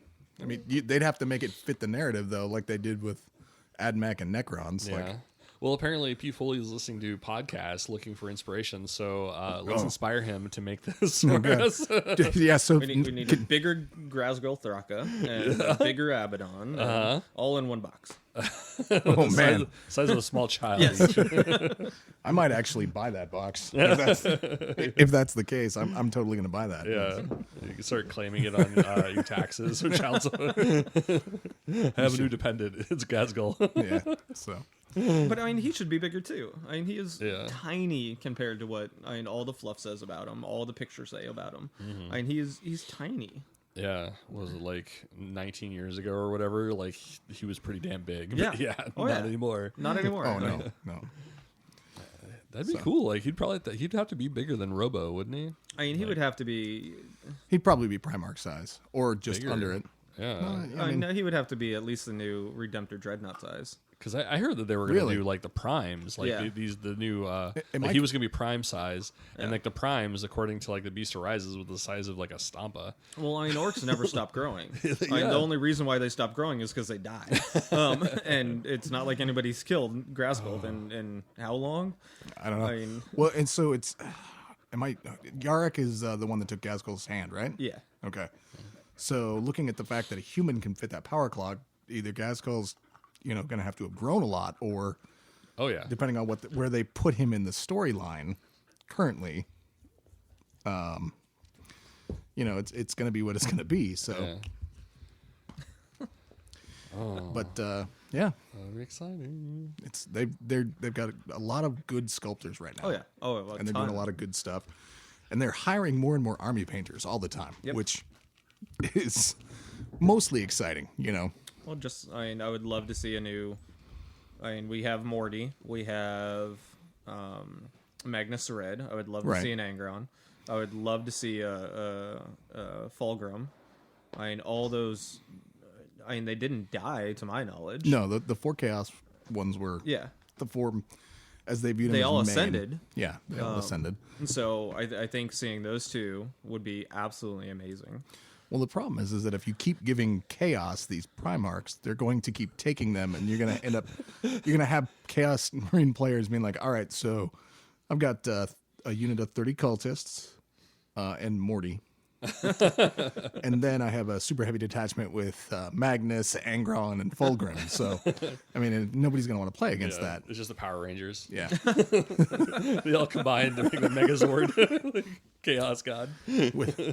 With Abaddon as the head, Yeah, he's the Black Ranger. Right. Oh, God. Whoa. No. Horrible. So. I like it. It's like magnetizing together. I'm gonna do it, man. Right. That's what is that? 130 each or something like that. So you're Many dollars. perfect. An extra $600 to throw in this. You'll be fine. It's fine. So, but yeah, no, I do love what they've been doing, like advancing. Everybody was kind of feeling at the end of 7th that there was no advancement with the storyline, and then they just spit out. They had this grand idea of, well, check it out. What about Gathering Storm?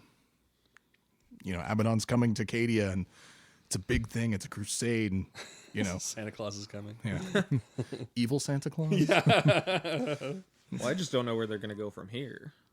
Well, they have kind of. I feel like they've painted themselves in the corner a little bit, I think they've painted themselves in a corner a huge bit. but Well, I mean, So what happens with the throne? You know, like that's another key thing. Right. Like, what does it finally fail? Like, they never really, like, I mean, they started to address that, and then they're like, all right, it's good enough. You know, like they updated the OS on it, and now it's good. Like, they could do that. No, they didn't. They haven't updated it. It's still dying. He's still. So I mean, that could be like a big thing. You know, like I mean, that'd be a major change. But like, there's supposed to be like the Emperor Ascendant. You know, like the Star Child idea. So. I mean, that'd be really like changing stuff up. But. Well, I mean, the one rumor that I heard is that it's actually not the Emperor on the throne. It's Malkador, the Sigillate. Huh. That he actually took the throne. And that's why it's dying, because he can't power it. I mean, he physically can't. I mean, he's a badass in his own right, but he cannot do it. He's not the Emperor. So where's the Emperor then? Or did they... Okay. Who knows? I mean, for that matter, where the hell's Lehman Russ? I mean, or Corvax. If Magnus the Red came back through, you think that Lehman Russ would be hot on his tail, but yeah, I guess by now it's been a couple hundred years, right? Like, yeah. So the Space Wolves book, since everybody was hoping would be the Lion, because they hinted so much in the Dark Angels Codex when it came out, which is like people are like, oh, it's gonna be they're gonna release the Lion. They hinted at it. I'm like. They released the Codex for 8th already with no Lion profile. Right. He's not coming. Space Wolves is going to be there. You know, I wouldn't be surprised to see they're saying Old Man Russ. You know, like Guilliman came back and he was the same age. You know, because he's been in stasis, so it makes sense. Oh. It's gonna be nuts. Like if he comes back like half wolfen, I think it'd be actually that's BA. What I'm hoping. I'm hoping that he's because the Chaos Warp changed him. He's much bigger than he used to be. Yeah. He's like a full on wolfen, and he's at the head of the 13th Legion or the 13th Company. And maybe that's why he didn't come back beforehand. He's like, fuck, they're gonna kill me if the moment I step in with that wolf face. I want to see him. I want to see a 2-model set actually. Oh yeah. I want to see. He gets his rage on. Barely in control and then out of control. Like 2 different models. I mean, they're doing that for AOS. I mean, look at Marathi. Got released, and then I think the Avatar model for the Idoneth is 2 different things. Maybe not. I'm not sure, but they have flying sea turtles. That's all I care about. I mean, it's a freaking turtle. That's awesome. So this is a 40K podcast. We're going to actually talk about Age of Sigmar, but I will tell you this: after doing a bunch of research on it, they're not actually flying. One of the 4 people they revealed in the teasers, not the badass dude with the Swiss Army octopus, but one of the other guys is actually the magic user that changes the air to make it so with the giant tide cloak. So no, that's swimming. The avatar of Mathline. Okay, so they're swimming. Yeah, and they're basically swimming through the air. Oh, that's pretty badass. It creates a pocket around them so they could just swim. Oh, well then I'm gonna take that turtle and convert it to be Kroot. Because I want Kroot back. Kroot exists in the new Tau Codex, and supposedly they're good. Well, they used to have the Kroot mercenaries. They did a long time ago. Actually, that would be. I have a whole Kroot army that is completely useless. Really? Yeah. Oh, I mean, like all the Kroot from Forge World and stuff. Did like they get rid of like the Kroot Ox and stuff from the Tau Codex? The Kroot Ox? No, I think they're still on the Forge World site. Well, Forge World, they didn't have Kroot Ox on Forge World. It was a pewter metal. What's? I'm thinking of the one that's got the Kroot. That had the big bow. Yeah. That has the gun on the back. Yeah. Narlock. The Narlock, yeah. Oh, that wasn't the big gun on the back. The Kroot Ox is the one with the big gun on the back. Yeah, they have. Although they had like the one with like a big like bolt thrower, wasn't there? That was a Forge World. But I want to see more Kroot. I mean, yeah. If they can eat and devour and change into what they're supposed to be, I want to see different Kroot. Or the psychic space bears that the Tau used to pilot stuff. That'd be pretty rad too. What? They're pilot. No. They have pilots that are psychic space bears. Yep. Like Care Bears. Not in 8th edition. Yeah, there are. Those are tubby pilots. It's just bleep, bleep, bleep. So yeah, that's the state of 40K lore. There we go. Awesome. We're good. Care Bears flying. All right. For the greater good. We better wrap this up. Take a quick break and wrap this up. Yeah. Fear consumed my every waking moment. It wasn't rational, but there it was, ruining my life. Then one day I came across a book called How to Be a Cheating Asshole. From the very first chapter, it helped me to confront my fear head on. In a world filled with easy answers and cheap solutions, How to Be a Cheating Asshole showed me that the way out of my despair was to use loaded dice and not declare what I'm rolling.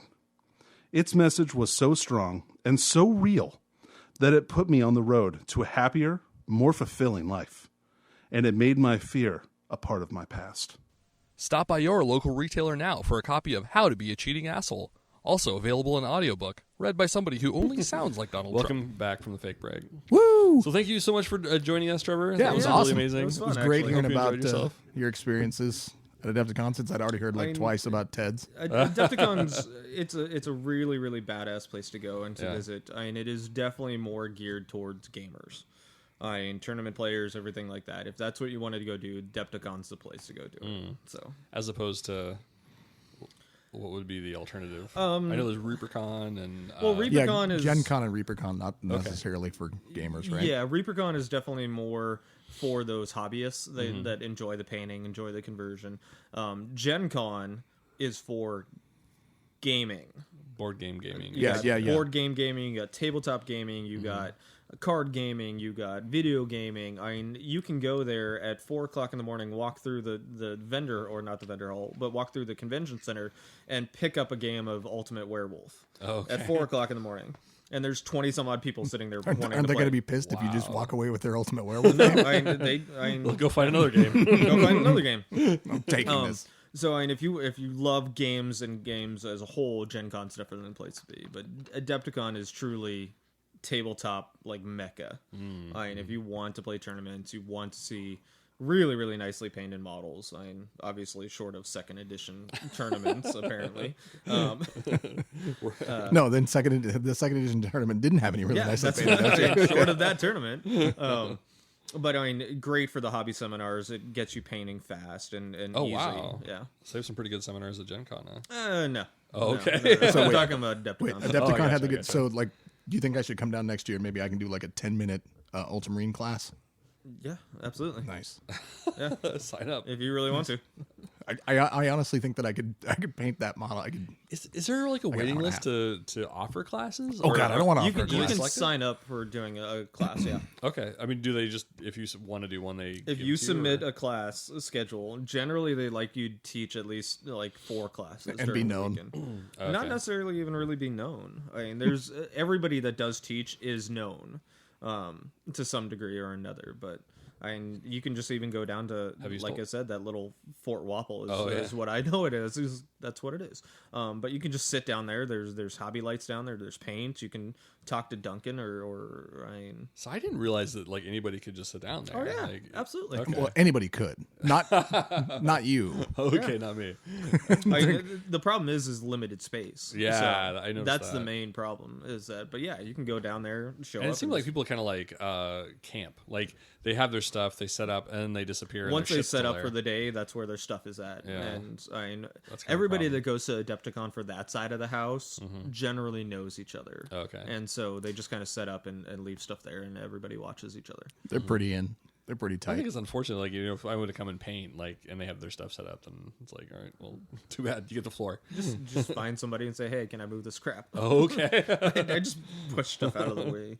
Yeah, I was gonna work on my orcs for that second edition thing. Okay, and yeah. It was like, it was all full and everything. So I was hoping you guys were there. So like, hey, can I? You should come up to the room. We actually got a hotel room at the Renaissance. We gotta coordinate better. Like, we definitely do. Yeah, for next year, definitely, because I'm planning on going. So Yay! I would definitely. I mean, I think they released the hotel blocks in November. Yeah, Something right around like the that. time of the. no, that might be too early because I got to wait till tax return to actually book anything.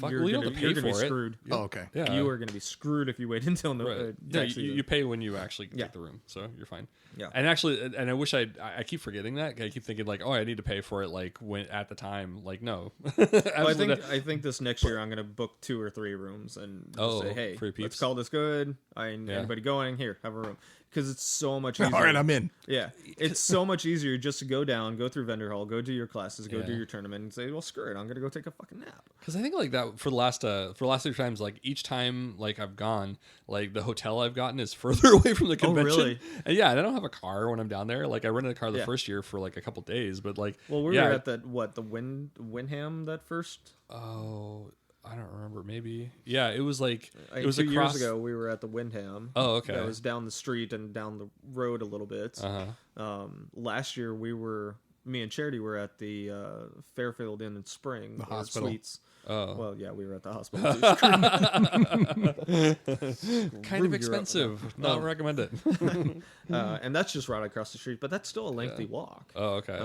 Just the hotel right then and there. That'd be Like I nice. said, just go up, take a nap, come back down. Let's call it good. Yeah. So So I think having to I had to plan this all out ahead of time. Like, I'm carrying cases and boxes and camera bag and everything with me, and it really kind of cuts down on the amount I want to go and visit. I'm trying to take pictures of armies and hold on, here's my Titan. Can you hold this while I take pictures of your stuff? well, yeah, I know. Just gonna bring one of those old flyer wagons. Yeah, the little red wagons. There are flyer people who do wagons. that. I know. That's awesome. Smart. So yeah, good time. Yep. So thank you so once again for joining us. We'll Yeah, have you back absolutely. on It was a Yeah. blast. and And yeah, have a we'll see you next Ted's got stuff planned. I'm gonna be gone. I'll be in London representing us at Yay! Warhammer World. I'll be on the Twitch stream April 27th for the 40K game. Oh yeah, I was gonna try and ask because I was supposed to go, not with you, but shortly after, Right. And then that plan fell through. But I talked to Eddie from Games Workshop, and we were gonna hook up while I was on there. a date? Probably not. I think he's engaged, or maybe that was another guy. But anyway, he was like, "Oh yeah, let's get together." And so I was excited to go and talk to him while we were at AdeptiCon. I saw we did the studio presentation, and I think so I actually was gonna respond to your tweet, but then I remembered that I think Pete Foley hates me. After the studio thing for multiple reasons, but the latest reason is after the studio thing. I saw Eddie. I was like, oh shit, I got to go see Eddie. He's over at the IT desk or whatever. They had a table set up, computers. Him and this other dude are there, and so I beeline it right for him. And I'm just walking up, Pete Foley sees me, and he starts walking over to me, intercepting me with his hand outstretched. I'm like, okay, fine, I'll go shake your hand. Hi, it's good to see you. And he's like, can I help you? With this concerned look on his face, I'm like, I was gonna go see Eddie. Yeah, he's live streaming right now. Oh. And I look over and I'm 3 feet away from the camera. It's live streaming. Oh, You were you were literally about to walk into the Facebook live stream. yes. You weren't wearing a Mob Rule shirt, were you? No, I remember you were wearing your you were wearing your oh man, come on. I wasn't actually on the camera, but it was I've worked so my hard. voice might have been. I've made us seem like good people to people over there. What's wrong with stuff? So was I, and I undid it. So yeah, I didn't see him for the rest of the thing. I was like, I gotta go find Eddie and change my shirt, not wear my hat. Put on a big fake mat, one of those yarn face Yeah, that's things. right. Like, A bigger what? beard. No, I'm Sven from Norway. Change my accent a little bit. Hi, I'm Ted. Put on next time you just got a big Russian hat on. You're like, oh, I'm Boris from Theodorsky. yeah, come all the way to meet this Eddie. So Anyway, so you'll have a good time. I may or may not. Yeah, you might have. I'm gonna have a fucking blast. What are you talking about? Jess leaves me alone for a day and a half while I live at Warhammer World. So Nice. You have to find the assassin. I want to so bad. That's right. They move that around, don't they? Oh, they move it all the time. Once it gets found, they put in a new assassin and they move it completely. Oh, cool. When we went there, I spent a whole day looking for that damn thing. Did you? It's only in one diorama though, right? It's in one diorama, yeah. I'm bringing a pair of binoculars. But the actually. diorama is almost as big as this living room. Oh, okay. Yeah. But I'm bringing a pair of binoculars. Do you so win can anything? find it. Do you win anything? Yeah, they give Yeah, you like that you get it. assassin. You get Oh, cool. Yeah. unpainted, Yeah, you get that assassin in blister, and then they okay. deploy a new one. and you get your name on an honor roll list. Oh, rad. There was only so far. There's been 3 fines this year. Oh shit. Yeah. Okay. They're And getting there was harder only and harder. 10 last year. Yeah, they're gonna eventually melt it down so you can't see it. It's half an assassin. Yeah. Come on, that's not fair. It's just the head poking around the corner. Assassin wearing a grot costume. All right, well, I've been Dave. Yeah, hey Dave, I'm Ted. All right. Trevor. All right, have a good night, guys.